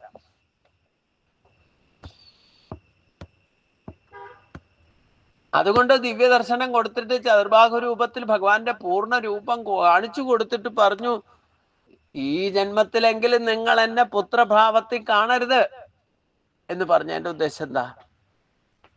ഇതാണ് ദൃഢവൈരാഗ്യം എന്ന് പറയുന്നത്. അഭ്യാസേന എന്ന് പറഞ്ഞാൽ ചില കാര്യങ്ങൾക്ക് നമുക്ക് അഭ്യാസം എന്ന് പറയുന്നത് അനുഭവമാണ്. വെറുതെ ഒരു യോഗ സാധന അല്ല അഭ്യാസം എന്ന് പറയുന്നത്. നമുക്ക് വാസനാബലവും അറ്റാച്ച്മെന്റും മമതയും സ്നേഹവും ഒക്കെ ഏതൊക്കെ തരത്തിൽ എന്തിനോട് ഏതേത് വിഷയങ്ങളോട് അറ്റാച്ച്മെന്റ് ലിമിറ്റ് കൂടുതലുണ്ടോ അത് അനുഭവത്തിലൂടെ ഇല്ലാതെയാക്കുന്നതിനെയാണ് അഭ്യാസം എന്ന് പറയുന്നത്. അത് തുടരെ തുടരെ ചിലപ്പോൾ അനുഭവിക്കണം. അനുഭവിച്ചിട്ട് ഒരു കള്ളു കുടിക്കുന്ന ആൾക്ക് കള്ളു കുടിച്ച് കരള് കംപ്ലീറ്റ് പോയി കഴിയുമ്പം ഇയാള് തന്നെ നിർത്തേണ്ട ഒരു ഘട്ടം വരും. ഇല്ലെങ്കിൽ ശരീരം ത്യജിക്കും. ശരീരം ത്യജിച്ചാൽ എന്താ കുഴപ്പം? ഈ വാസനാബലം പോവില്ല. വീണ്ടും വന്നിട്ട് ജനിച്ചിട്ട് ഇവൻ കള്ളുകുടിയനായിട്ട് തന്നെ വരും. ഇനി ചായ കുടിയനായാലും ഇത് തന്നെ വാസനാ പ്രശ്നം. എന്ത് വിഷയത്തിലാണെങ്കിലും അറ്റാച്ച്മെന്റും മമതയും വാസനാബലം ഉണ്ടാക്കിയോ അത് ഈ ജന്മത്തിൽ തന്നെ പൂർണ്ണമായിട്ട് അതിനോട് വിരക്തി ഉണ്ടാക്കിയില്ലെങ്കിൽ അത് നമ്മൾ തൽക്കാലത്തേക്ക് ഉപയോഗിക്കില്ല എന്ന് വിചാരിച്ചിട്ട് മറച്ചു വെച്ചാലും പിന്നെയും അടുത്ത ജന്മത്തിൽ ആ വാസനാബലം തലപൊക്കും. എപ്പോ വേണേലും തലപൊക്കും. ഈ അവ്യക്തമായ സംഗതിയാണ്. നമുക്കിപ്പോ ഒരു ചീട്ടുകൊട്ടാരുണ്ടാക്കിയിട്ട് അത് തച്ചുടച്ച് കളയുന്ന പോലെയൊന്നും അല്ല. നമ്മൾ എത്രയോ ജന്മങ്ങളിലാണ് നമുക്ക് ഏതെങ്കിലും വിഷയത്തിൽ അറ്റാച്ച്മെന്റും മമതയും സ്നേഹവും കൂടുതൽ ഇതില്ലാതെ ജീവിക്കാൻ പറ്റില്ല എന്നൊരവസ്ഥ വന്നിട്ടുണ്ടെങ്കിൽ ആ വാസനാബലൻ ആ ജന്മത്തിൽ മാത്രമല്ല നിൽക്കുക, അടുത്ത ജന്മത്തിലേക്ക് വരെ നിൽക്കും. കഴുകിക്കളഞ്ഞാലൊന്നും പോകുന്ന സാധനമല്ല ഈ വാസനാബലം. നമ്മള് കണ്ണാടിയിലെ അഴുക്ക് പറ്റിയാലോ അല്ലെങ്കിൽ പാത്രത്തിൽ അഴുക്ക് പറ്റിയാലോ നമ്മളെ വസ്ത്രത്തിൽ അഴുക്ക് പറ്റിയാലോ ഒക്കെ നമുക്ക് ചിലപ്പോൾ കഴുകിയാ പോകും. പക്ഷേ ഈ വാസനാബലം എന്ന് പറയുന്നത് അടുത്ത ജന്മത്തിലേക്ക് വരെ കൊണ്ടുപോകാൻ സാധ്യതയുണ്ട്. അത് എത്രയായാലും തൂത്തു തുടച്ചാൽ പോവില്ല എന്നർത്ഥം. അപ്പൊ അതിനെയാണ് ഇവിടെ ഈ സംസാര വിഷത്തിന്റെ രൂപം ഈ പറഞ്ഞ പോലെ ഒന്നും കാണാനില്ല.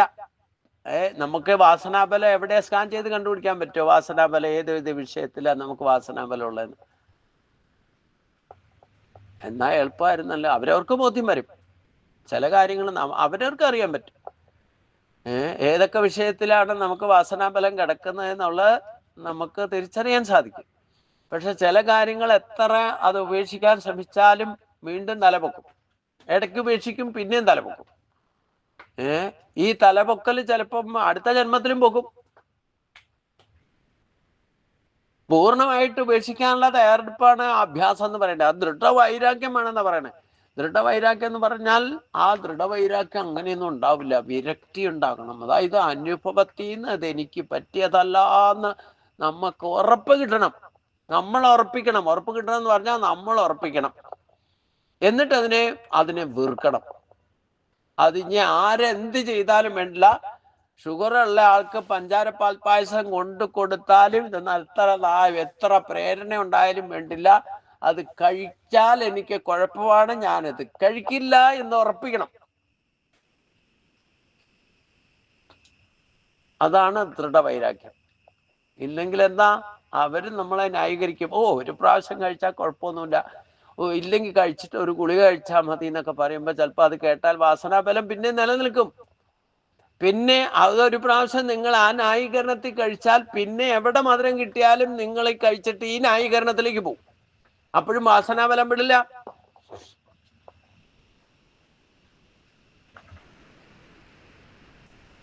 അതുകൊണ്ട് എന്താ കുഴപ്പമെന്ന് ചോദിച്ചു കഴിഞ്ഞാൽ, നിങ്ങൾ അടുത്ത ജന്മത്തിൽ വരും ജനറ്റിക് ഷുഗറോടുകൂടി വരും.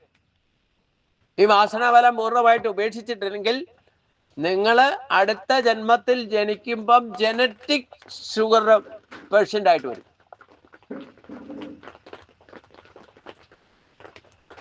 ഇങ്ങനെ ഓരോ കാര്യങ്ങളിലും അതെ, ഓരോ വിഷയങ്ങളും അതെ. അതുകൊണ്ടാണ് ഇവിടെ ഭഗവാൻ പറയുന്നത്, തതത പദം തത് പരിമാർഗദവ്യം യസ്മിൻ കഥാനാ നിവർത്തന്തി ഭൂയക തമേവ ചാദ്യം പുരുഷം പ്രപത്യേ ഏത പ്രവൃത്തി പ്രസദാ പുരാണി. ഇത് ഭൗതിക വിഷയങ്ങളിലാ ഏറ്റവും കൂടുതൽ. ആസുരീ സമ്പത്തിന്റെ പിന്നാലെ, ഇന്ദ്രിയ ഭോഗസുഖങ്ങൾക്ക് പിന്നാലെ പോകുമ്പോഴാണ് ഈ എല്ലാവർക്കും ബാധക. സ്ത്രീയോ പുരുഷനോ ഒന്നും പ്രശ്നമല്ല. നമ്മളെ പഞ്ചേന്ദ്രിയങ്ങളുടെ, ഞാൻ പറഞ്ഞല്ലോ 5 ജ്ഞാനേന്ദ്രിയങ്ങളുടെ ആഹാരത്തിന്റെ പിന്നാലെയുള്ള പരക്കം പാച്ചില് എല്ലാ ജീവജാലങ്ങൾക്കും ഉണ്ട്.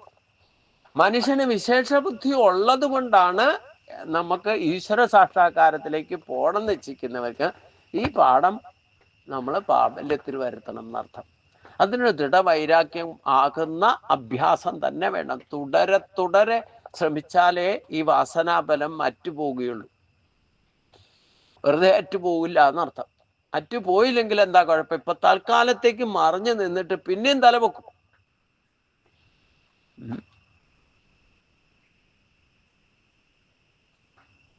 അതെപ്പോഴാ തലപൊക്കാന്ന് പറയണില്ല. നമ്മൾ കുറെ കാലത്തേക്ക് ആ സംഗതി കാണണ്ട, കേൾക്കണ്ട എന്നൊക്കെ പറഞ്ഞിട്ട് ഇരുന്നാലും വേണ്ടില്ല. എപ്പോഴെങ്കിലും ഏതെങ്കിലും വിധത്തിൽ ഇൻഡയറക്റ്റ് ആയിട്ടൊക്കെ കണ്ടാ മതി, അറിഞ്ഞാ മതി. അപ്പൊ അതിലേക്ക് ആ വാസന പോലെ തലപൊക്കും.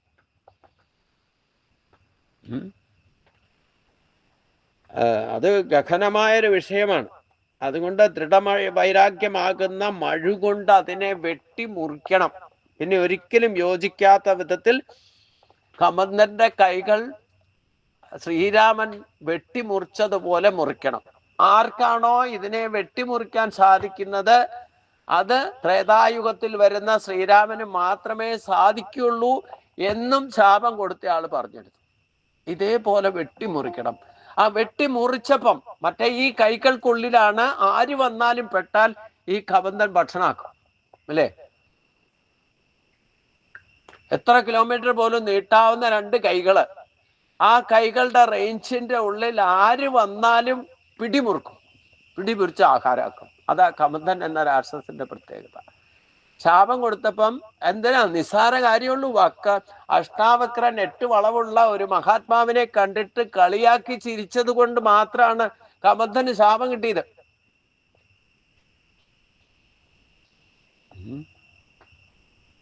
ഈ കളിയാക്കുന്ന വാസനാബലം അല്ലേ? വളരെ നേരം പോക്കായിട്ടൊക്കെ നമ്മൾ ചിലത് പറയും, അല്ലേ? ആരെങ്കിലും കണ്ടാലൊക്കെ, അല്ലേ?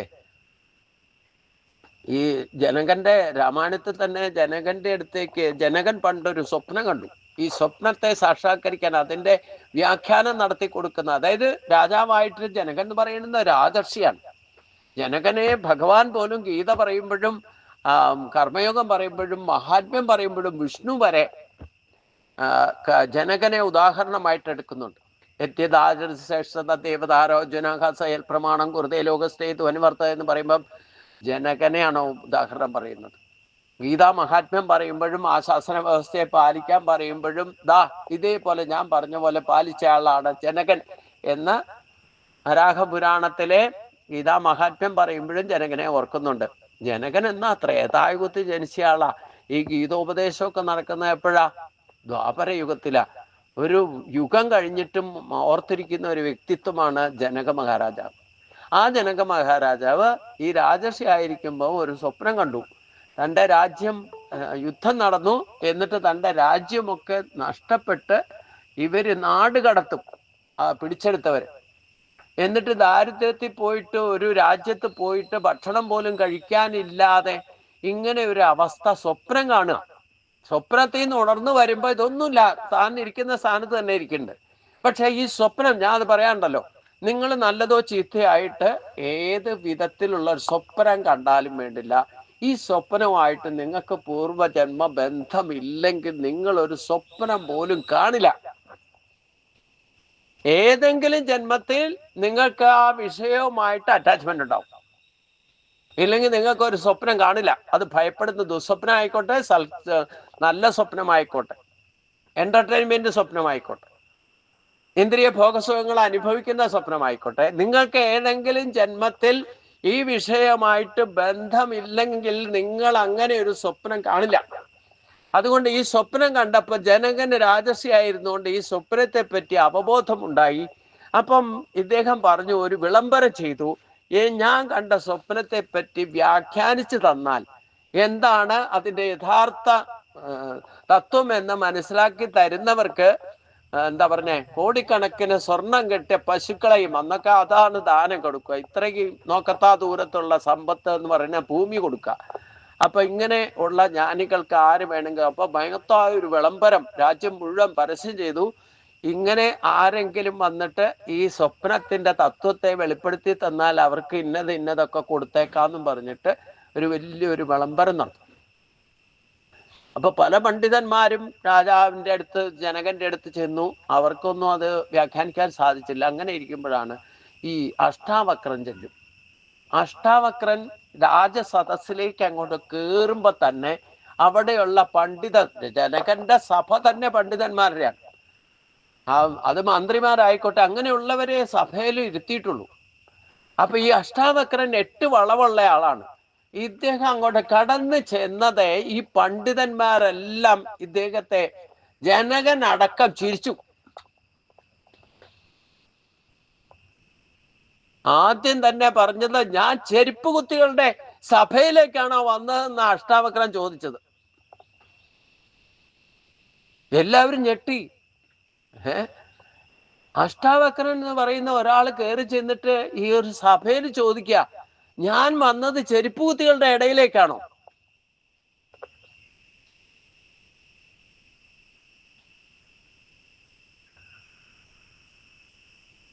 അപ്പൊ രാജാവ് ഞെട്ടി. പിന്നെ രാജാവ് അഷ്ടാവക്രനോട് ചോദിച്ചു, എന്താ ഞങ്ങളെ എല്ലാം ചെരുപ്പ് കുത്തികളായിട്ട് വ്യാഖ്യാനിച്ച് എന്ന് ചോദിച്ചു. നിങ്ങൾ ചെരുപ്പ് കുത്തികളായതുകൊണ്ടാന്ന് പറഞ്ഞു. അതെന്താ? അല്ല, അങ്ങ് തന്നെയല്ലേ വലിയൊരു വിളംബരം ചെയ്ത് അങ്ങ് കണ്ട സ്വപ്നത്തെ വ്യാഖ്യാനിച്ചാൽ ഇന്നതൊക്കെ കൊടുക്കാന്ന് പറഞ്ഞു വിളംബരം കണ്ടിട്ട് അതെല്ലാം എനിക്ക് തരാമെന്ന് ഇപ്പൊ പ്രതിജ്ഞ ചെയ്തോളാൻ പറഞ്ഞു. ആദ്യം പറഞ്ഞു, നീ ഇപ്പൊ ഞാൻ പറഞ്ഞ കാര്യമില്ലേ, ഇപ്പൊ വിളംബരം ചെയ്തേക്കണ കാര്യം ചെയ്തില്ല, അതിനു മുമ്പ് തന്നെ നീ എങ്ങനെ ഉറപ്പിച്ച നിനക്ക് സമ്മാനം കിട്ടുന്ന? എനിക്ക് ഉറപ്പായി, കാരണം ഇവിടെ ഇരിക്കുന്നവരെല്ലാം ചെരുപ്പൂതികളാ, അതുകൊണ്ട് എനിക്ക് അത് വ്യാഖ്യാനിച്ച് പറയാൻ സാധിക്കും എന്ന് നന്നായിട്ട് അറിയാമെന്ന് പറഞ്ഞു. ആദ്യം ജനകൻ പറഞ്ഞു, അതിനെ വ്യാഖ്യാനിക്കുന്നതിന് മുമ്പ് നീ ഞങ്ങളെയൊക്കെ ചെരുപ്പൂത്തി എന്ന് വിളിച്ചല്ലേ, ചെരുപ്പൂത്തിയുടെ സഭയിലേക്കാണ് വന്നതെന്ന് പറഞ്ഞു. അത് ഒന്ന് വെളിപ്പെടുത്തണമെന്ന് പറഞ്ഞു. അപ്പൊ പറഞ്ഞു, അങ്ങ് ഒരൊറ്റ സത്യം മനസ്സിലാക്കാം, ചെരുപ്പൂത്തിയുടെ ശ്രദ്ധ എപ്പോഴും ആയിരിക്കും എവിടെയായിരിക്കും എന്ന് ചോദിച്ചു. ചെരുപ്പൂത്തിയുടെ ശ്രദ്ധ എപ്പോഴും ആര് പോയാലും വേണ്ടില്ല, അവരുടെ ചെരുപ്പിലായിരിക്കും ശ്രദ്ധ. ആ വ്യക്തിത്വത്തെ അല്ല നോക്കുക. ചെരുപ്പൂത്തി എപ്പോഴും നോക്കുന്നത് അവന്റെ ചെരുപ്പ് ചെലവാകുന്നതിന് മറ്റുള്ളവരുടെ ചെരുപ്പ് കേട് വന്നിട്ട് തുന്നാൻ ചെല്ലുവോ, അല്ലെങ്കിൽ അവൻ ചെരുപ്പ് ഇല്ലാതെയാണോ വരുന്നത്, എൻ്റെ അടുത്ത് ചെരുപ്പ് വാങ്ങാൻ വരുവോ, അവൻ ചെരുപ്പ് എന്ന് പറയുന്ന ഒരൊറ്റ സംഗതിയിലായിരിക്കും അവന്റെ ശ്രദ്ധ. എന്ന് പറഞ്ഞതുപോലെ അവിടെ വ്യക്തിത്വത്തിന് പ്രാധാന്യമില്ലാതെ ചെരുപ്പൂത്തി എപ്പോഴും ചെരുപ്പിലായിരിക്കും ശ്രദ്ധിക്കുക. അവൻ ഉണ്ടാക്കുന്നതും എല്ലാം എത്കരോഷി എസ്രാസ് എജ്ജുകോഷി എന്ന് ഭഗവാൻ ഗീതയിൽ പറഞ്ഞിട്ടുണ്ടെങ്കിൽ അവന്റെ ചിന്തയും വാക്കും പ്രവൃത്തിയും ഒക്കെ ചെരുപ്പിലായിരിക്കും. അതേപോലെ ഞാൻ ഈ സഭയിലേക്ക് കയറി വന്നപ്പം നിങ്ങൾ എൻ്റെ ശരീരമല്ലേ ശ്രദ്ധിച്ചത്?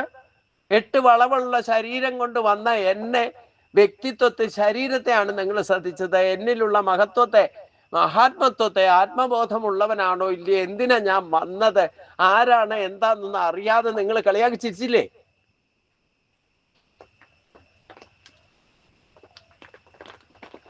അപ്പൊ ജനക മഹാരാജാവിന് മാത്രം ബോധമുണ്ടായി.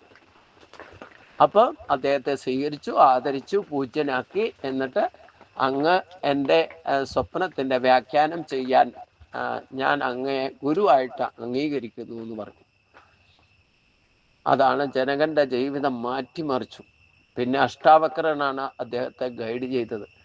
അപ്പൊ അദ്ദേഹം സഭയിൽ വെച്ചിട്ട് പറഞ്ഞു, ഞാൻ അങ്ങയെ ദീക്ഷ എടുത്തിട്ടില്ലേ, ദീക്ഷ തന്നിട്ട് ഈ സഭയിൽ വെച്ചിട്ടൊന്നും അങ്ങേ ഞാൻ ശിഷ്യനാക്കോ, അങ്ങ് എൻ്റെ ഗുരു ആണെന്ന് പറഞ്ഞാലും ഞാൻ അംഗീകരിക്കില്ല. കൊടും വനത്തിലേക്ക് വരാൻ പറഞ്ഞു. ഞാൻ വസിക്കുന്ന വനത്തിലാ, അതുകൊണ്ട് അങ്ങോട്ട് വരണം എന്ന് പറഞ്ഞു. ജനകൻ അതൊക്കെ അംഗീകരിക്കും. രാജ്യമൊക്കെ വിട്ടിട്ട് വനത്തിൽ പോയിട്ടാണ് ശിഷ്യത്വം സ്വീകരിക്കണതൊക്കെ. അപ്പൊ ഇങ്ങനെ ഈ നമ്മള് പ്രത്യക്ഷത്തിൽ കാണുന്ന വിഷയങ്ങളുടെ പിന്നാലെ അത് വെച്ചിട്ട് നമ്മുടെ ഭാവങ്ങളെ വ്യാഖ്യാനിച്ചാൽ, നമ്മൾ കാണുന്ന നമ്മുടെ ചിന്താഗതി, നമ്മുടെ ഭാവങ്ങളെ എന്തൊക്കെയാണെന്നുള്ളത് പ്രത്യക്ഷത്തിൽ കാണുന്ന ഒരു വ്യക്തിത്വത്തിൽ നമ്മൾ ആരോപിച്ച് സംസാരിച്ചാൽ അത് യഥാർത്ഥ തത്വജ്ഞാനമല്ല. അപ്പൊ ആ തത്വജ്ഞാനത്തെ നിങ്ങൾ അന്വേഷിക്കേണ്ടിയിരിക്കുന്നു. അന്വേഷിക്കണമെങ്കിൽ നമ്മുടെ ഭൗതികമായിട്ടുള്ള വാസനാബലത്തെ ദൃഢവൈരാഗ്യം കൊണ്ട് ഉപേക്ഷിക്കാതെ നിങ്ങൾക്ക് പരമതത്വത്തെ അറിയാൻ സാധിക്കില്ല. നമ്മൾ ഈ ഭൗതികമായിട്ടുള്ള കണ്ടതിൻ്റെ കേട്ടതിൻ്റെ പിന്നാലെ വ്യാപരിച്ച് നടക്കുന്ന ഭൗതിക ആസുരി ഇന്ദ്രിയ ഭോഗസുഖങ്ങൾക്ക് വേണ്ടിയിട്ട് അന്വേഷിച്ച് നടക്കുന്നവർക്ക് ഈശ്വരന്റെ തൻ്റെ ഉള്ളിൽ തരിക്കുന്ന ഈശ്വരനെ എവിടെ അന്വേഷിക്കാൻ സമയം? ആ ഈശ്വരനെ, തൻ്റെ ഉള്ളിലുള്ള ഈശ്വരനെ സാക്ഷാത്കരിക്കാത്തോടത്തോളം കാലം പുറത്തെങ്ങനെ കണ്ടെത്തുക? അപ്പൊ അതുകൊണ്ടാണ് ഇവിടെ പറയേണ്ടത്, സംസാര വൃക്ഷത്തിന്റെ രൂപം ഈ പറഞ്ഞ പോലെയൊന്നും കാണുന്നില്ല. ഒരു ആൽമരം തലതിരിഞ്ഞു നിൽക്കുന്നതായിട്ട് സങ്കല്പിച്ചാൽ അതിന്റെ തായ് വേരുകൾ ബ്രഹ്മലോകത്തിനും മുകളിൽ ഊർദ്ധമൂലത്തിലാണ്. അവിടേക്കാണ് നമുക്ക് എത്തേണ്ടതും. ബ്രഹ്മലോകം തൊട്ട് താഴേക്കുള്ളത് മുഴുവൻ പുനരാവർത്തനത്തിന് വിധേയമാണെന്നും പറഞ്ഞു അല്ലേ? അപ്പൊ പുനരാവർത്തനത്തിന് വിധേയമായ ആ ചക്കരിൽ പെട്ടിട്ടാണ് നമ്മൾ ഈ ജനന മരണങ്ങളിൽ പെടുന്നത്. അതിനപ്പുറത്തേക്ക് കടക്കണം എന്നുണ്ടെങ്കിൽ ഈ വിഷയങ്ങളോടുള്ള അറ്റാച്ച്മെന്റ് പൂർണ്ണമായിട്ട് ഉപേക്ഷിക്കണം. അതിന് ദൃഢവൈരാഗ്യം വേണം, അതിന് ഉറപ്പിക്കണം. ആദ്യം അത് ലക്ഷ്യമാക്കണം, എന്നിട്ട് അതിനുള്ള അനുഷ്ഠാനങ്ങൾ അനുഷ്ഠിക്കണം.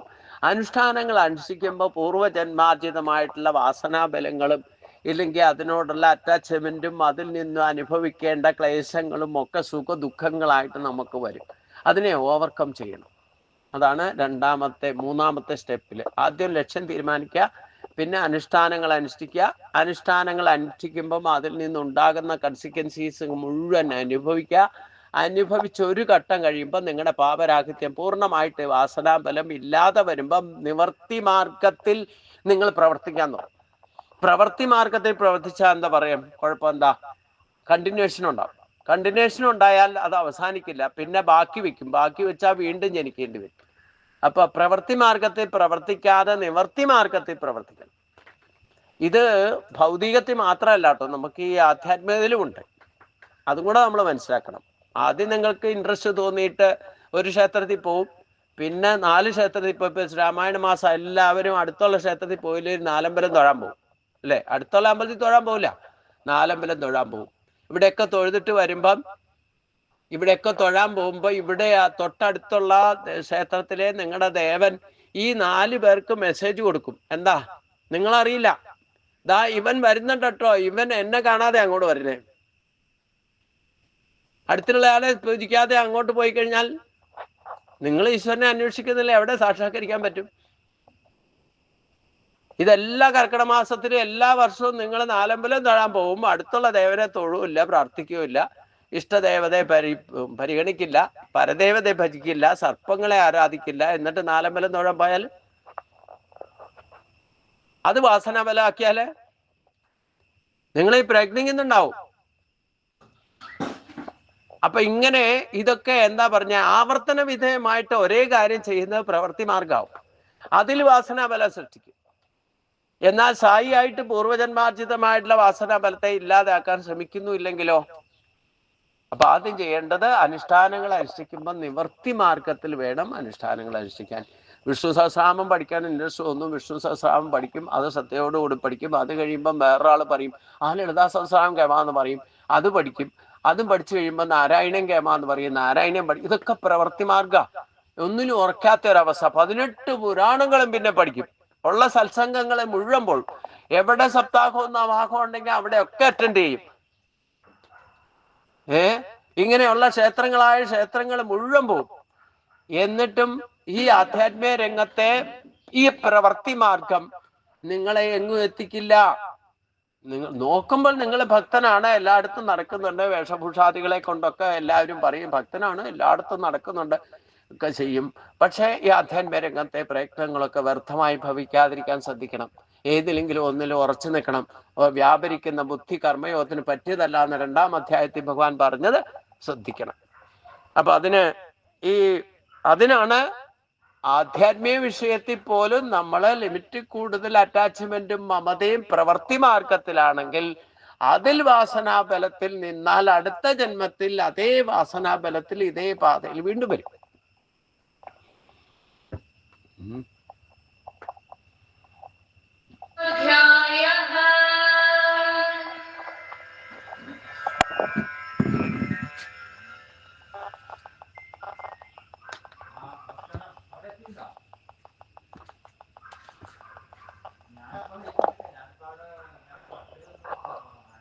അപ്പോ ഏതൊക്കെ തരത്തിലാ വാസനാബലം വരുന്നതെന്ന് പറയാൻ പറ്റില്ല.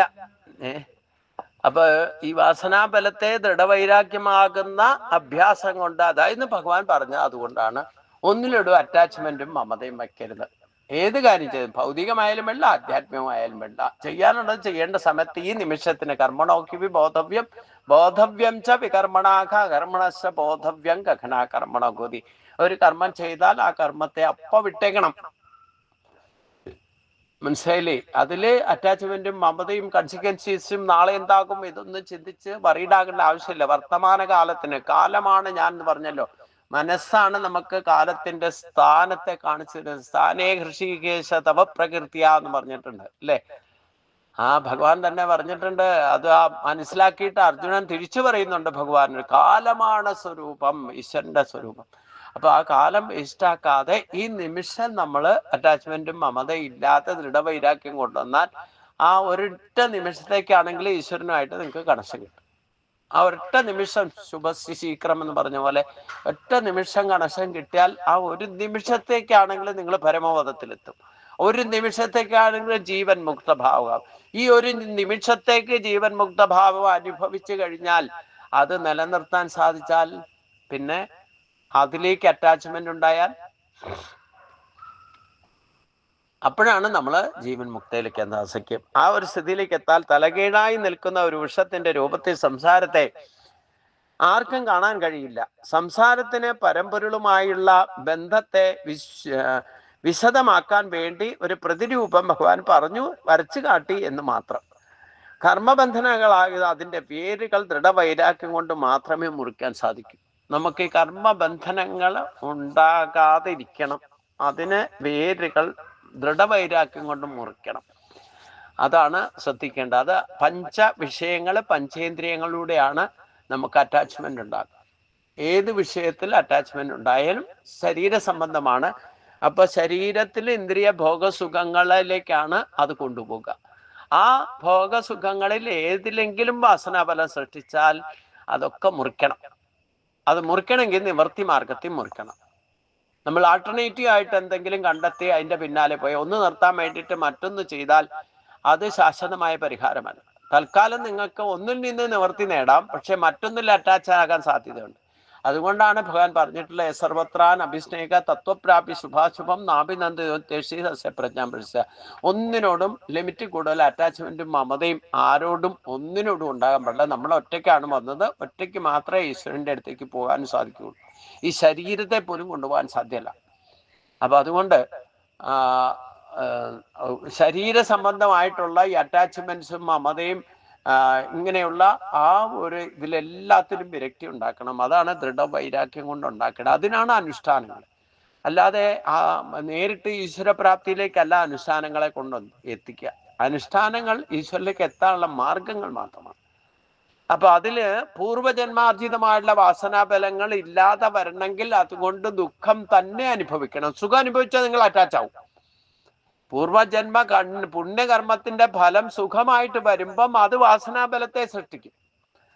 എന്നാൽ നമുക്ക് ഈ ദൃഢവൈരാഗ്യം കൊണ്ട് നമ്മളെ ഈശ്വരനിലേക്ക് എത്താൻ പ്രതിബന്ധങ്ങൾ ഉണ്ടാക്കുന്ന വിഷയങ്ങളെ പൂർണ്ണമായിട്ട് ഇല്ലാതെയാക്കാൻ ശ്രമിക്കുമ്പം അതിൽ നിന്ന് ക്ലേശങ്ങളായിരിക്കും ഉണ്ടാകുക. ആ ക്ലേശങ്ങളെ അതിജീവിക്കണം. ശരീരത്തിന് വരെ ക്ലേശം ഉണ്ടാകും അല്ലേ? നമ്മൾ വാസനാബലവും ഇഷ്ടമുള്ള സാധനം കിട്ടിയില്ലെങ്കിൽ ദുഃഖിക്കാൻ ഇടവരും അല്ലേ? കിട്ടിയിട്ട് നഷ്ടപ്പെട്ടാലും ദുഃഖിക്കാൻ ഇടവരും. അപ്പൊ ക്ലേശങ്ങളാണ് അന്തിമ ഫലം. അപ്പൊ അതുകൊണ്ട് ആ ക്ലേശങ്ങൾ അനുഭവിച്ച് അതിനെ ഓവർകം ചെയ്താലോ പിന്നെ സുഖത്തിനും ദുഃഖത്തിനും മുകളിൽ നശിക്കാത്ത ഒരു സുഖം കിട്ടും. അതാണ് പരമപദം എന്ന് പറയുന്നത്. അതിനെന്താ വേണ്ടത്? അതാണ് ഇനി വിശദീകരിക്കുന്നത് 5-ാമത്തെ ശ്ലോകത്തിൽ പറയുന്നത്. നിർമ്മാനമോഹ ജിതസംഗദോഷ ആധ്യാത്മനിത്യ വിനിവർത്തകാമക ദ്വന്ദ്വൈർ വിമുക്ത സുഖദുഃഖ സഞ്ജയ് ഗച്ഛന്തെ മൂഢ പദമവ്യം. ഇതാണ് ജീവൻ മുക്ത ഭാവം. ഈ ഒരു ഭാവം നമുക്ക് എപ്പോൾ കൈവരുന്നോ അപ്പോൾ നമ്മൾ ഈശ്വരനിലേക്ക് എത്താൻ റെഡിയായി എന്ന് പറയാം. നിർമ്മാനമോഹ എന്ന് പറഞ്ഞാൽ മാനമോഹാദികളിൽ നിന്ന് പൂർണ്ണമായിട്ട് നിർമുക്തനാകാം. ഒരുവിധ മോഹങ്ങളും ഇല്ലാതിരിക്കുക. ഈശ്വരപ്രാപ്തി പോലും മോഹിക്കാതിരിക്കുക. പിന്നെ മാന അപമാനങ്ങളിൽ ഉണ്ടാകുന്ന അതിൽ നിന്നും നിർമുക്തനാകുക. ജിതസംഗദോഷം അറ്റാച്ച്മെന്റും മമതയിൽ നിന്നും ഉണ്ടാകുന്നത്. അപ്പം ആ സംഘദോഷത്തിൽ നിന്ന് അഥവാ സമ്പർക്ക ദോഷത്തിൽ നിന്ന് ജിതനാകുക. നമുക്ക് ഈ അറ്റാച്ച്മെന്റും മമതയും, വീടിനോട് അറ്റാച്ച്മെന്റ് ഉണ്ടാകാം, നമ്മൾ ഉപയോഗിക്കുന്ന വസ്തുക്കളോട് അറ്റാച്ച്മെന്റ് ഉണ്ടാകാം, വ്യക്തികളോട് അറ്റാച്ച്മെന്റും മമതയും ഉണ്ടാകും. ഇവരില്ലാതെ ജീവിക്കാൻ പറ്റില്ല, ഞാനില്ലെങ്കിൽ ഇവിടെ ഒന്നും നടക്കില്ല, ഞാൻ ഈ വീട്ടിൽ വിട്ട് മരിക്കുകയാണെങ്കിൽ ഇവിടെ കിടന്ന് മരിക്കണം എന്നൊക്കെ പറഞ്ഞുകൊണ്ടിരിക്കുന്നതാണ്. ഇതൊക്കെ സംഘദോഷത്തെ ഉണ്ടാക്കും. എന്തിനു പറയുന്നു? നമുക്ക് ജലം എപ്പോഴും ഉപയോഗിക്കുന്നുണ്ട്. ജലം കൂടുതൽ അറ്റാച്ച്മെന്റ് ഉണ്ടാക്കിയാൽ എന്താ കുഴപ്പം? ജലദോഷം വരും. ഇഷ്ടമുള്ള ഭക്ഷണം ലിമിറ്റിൽ കൂടുതൽ കഴിച്ചാൽ എന്താ കുഴപ്പം? ദഹനക്കേടുണ്ടാവും. ഇഷ്ടമില്ലാത്തത് കഴിച്ചാലും ദഹനക്കേടുണ്ടാക്കും. ഇങ്ങനെ എന്തിനോടൊക്കെ അറ്റാച്ച്മെന്റും മമതയും നമുക്ക് സമ്പർക്കം ഉണ്ടാക്കുന്നോ അതിൽ നിന്ന് പ്രത്യേകിച്ചും ഭൗതിക വസ്തുക്കളിലും ഇന്ദ്രിയ ഭോഗസുഖങ്ങളിലും അറ്റാച്ച്മെന്റും മമതയും ഉണ്ടാക്കിയ അതിൽ നിന്ന് സംഘദോഷവും സമ്പർക്ക ദോഷവും ഉണ്ടാകും. അതിൽ നിന്ന് ജിതനാകുന്ന അവസ്ഥയാണ് പരമോദപ്രാപ്തിക്ക് യോഗ്യനാകുക. പിന്നെ അത് നിലനിർത്തുന്നുണ്ടെങ്കിൽ ആധ്യാത്മികയിൽ നിത്യനായിരിക്കണം.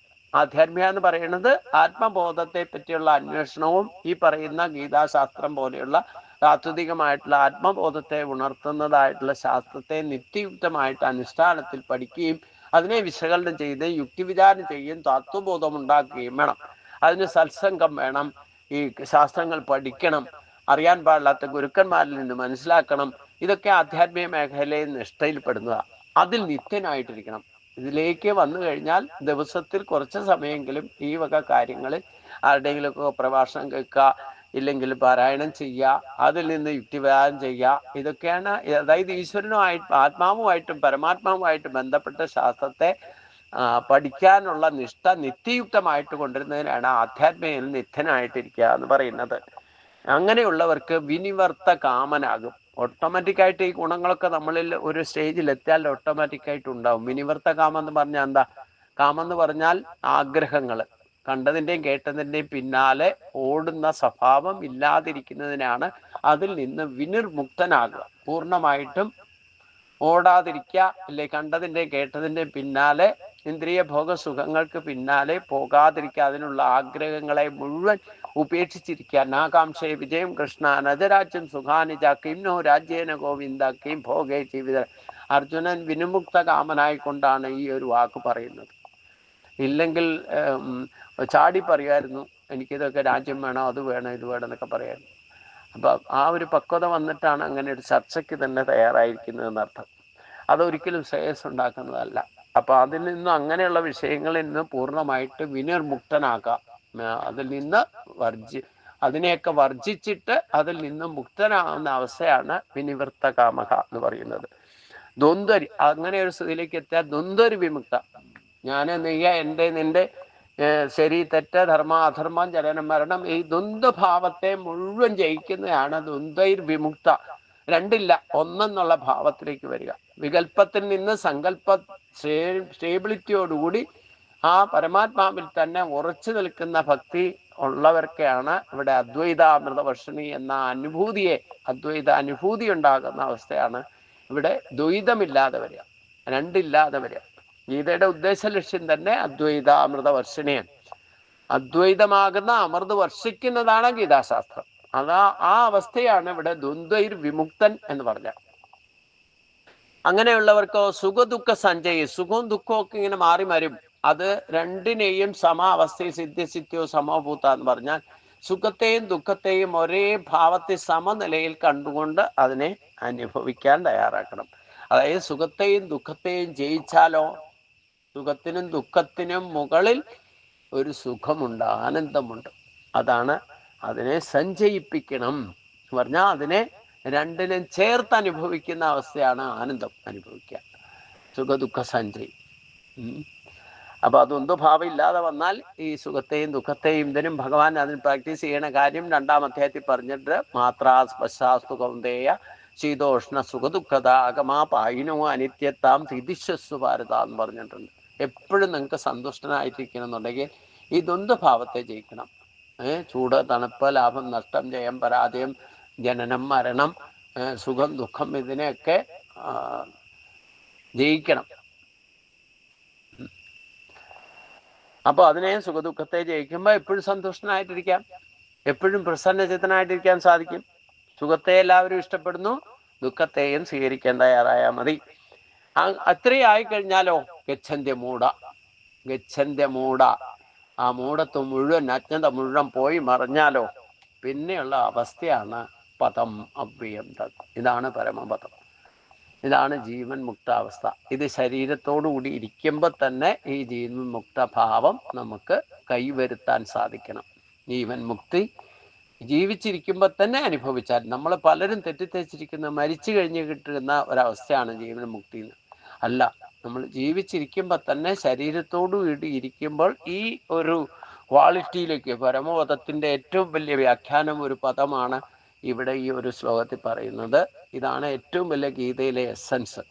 നമ്മൾ അദ്വൈതാമൃത കൃഷ്ണി പറയുന്ന ആ പരമപദം എന്ന് പറയുന്നത് ഈ ഒരവസ്ഥ നമുക്ക് എപ്പോൾ കൈവരുന്നോ അപ്പോൾ നമ്മൾ ഒരു നിമിഷത്തേക്ക് കൈവരുത്തിയാൽ പോലും നമ്മൾ പരമപദത്തിലാണെന്ന് വിചാരിച്ചോളാം. അപ്പോൾ ശരീരം പിന്നെ എപ്പോൾ ത്യജിച്ചാലും ഈ ഒരു ഭാവത്തിലായിരിക്കും നമ്മുടെ ആത്മാവിൻ്റെ അനന്തരഗതി.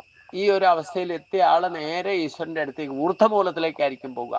പിന്നെ റോക്കറ്റ് പോകുന്ന പോലെ പോഴും. ഇനി ശരീരത്തിൻ്റെ ഗതിയൊക്കെ പറയുന്നുണ്ട്.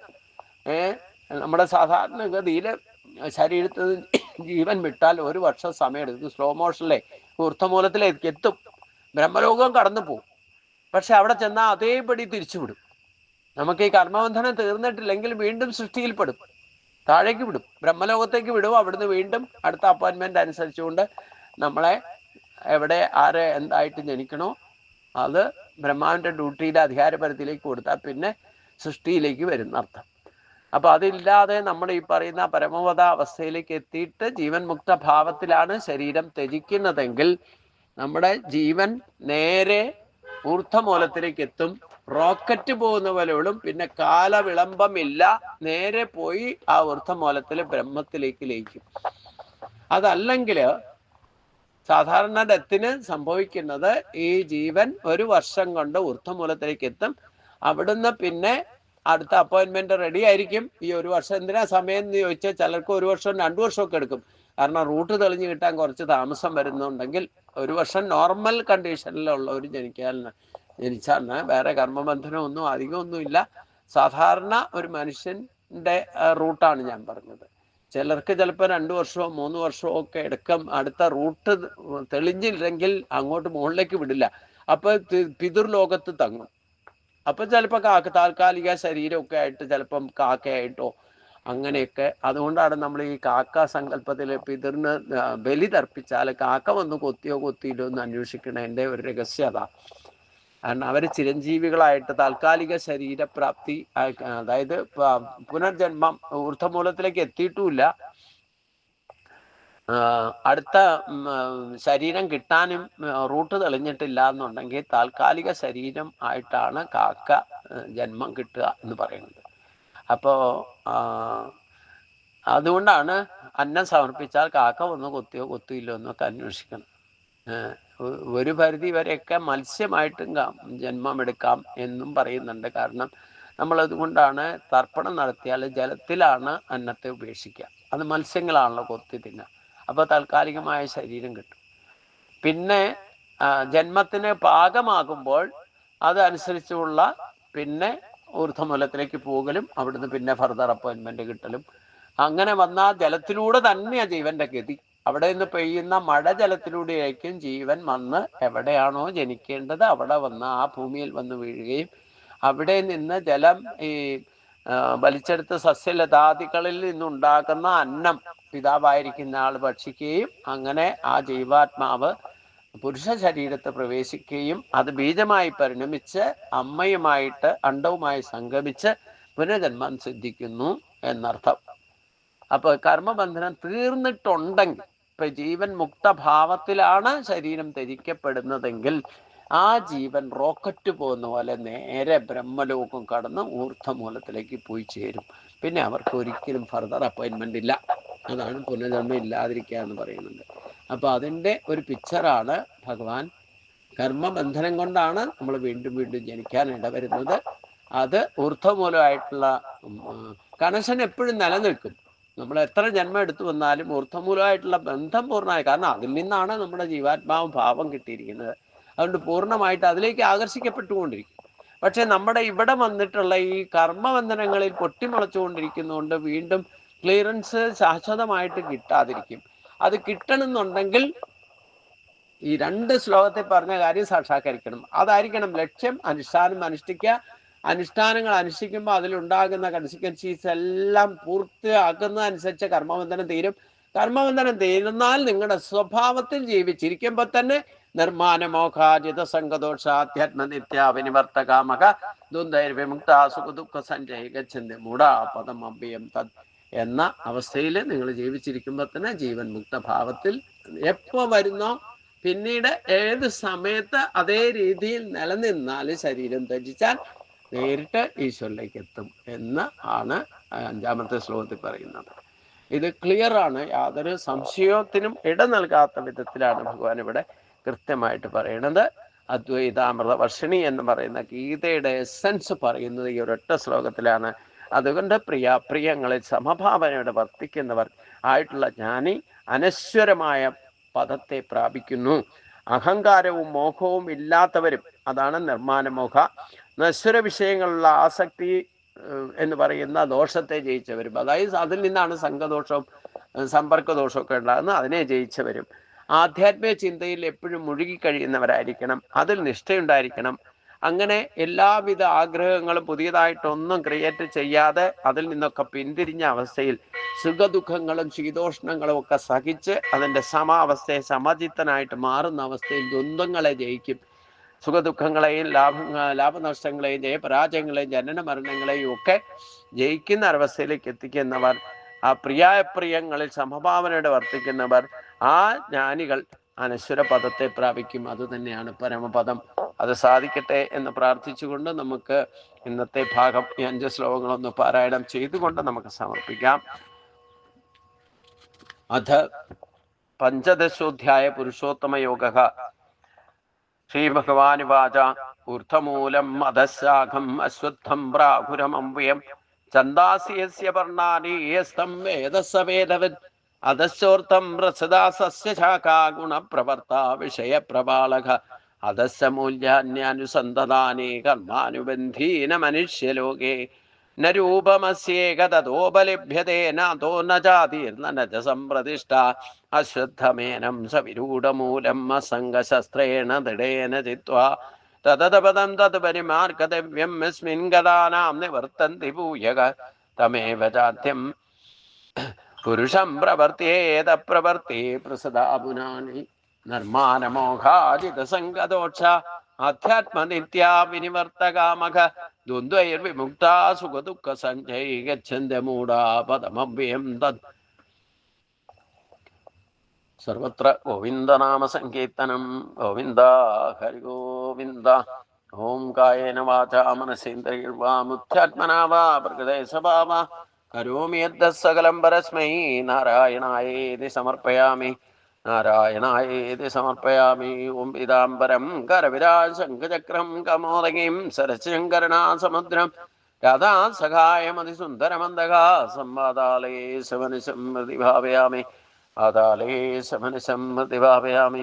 നാരായണ നാരായണ നാരായണ നാരായണ നാരായണ നാരായണ നാരായണ നാരായണ നാരായണ നാരായണ നാരായണ നാരായണ നാരായണ. ഗുരുവായൂരപ്പാ ശരണം. ശ്രീ ഗുരുവായൂരപ്പാ ശരണം.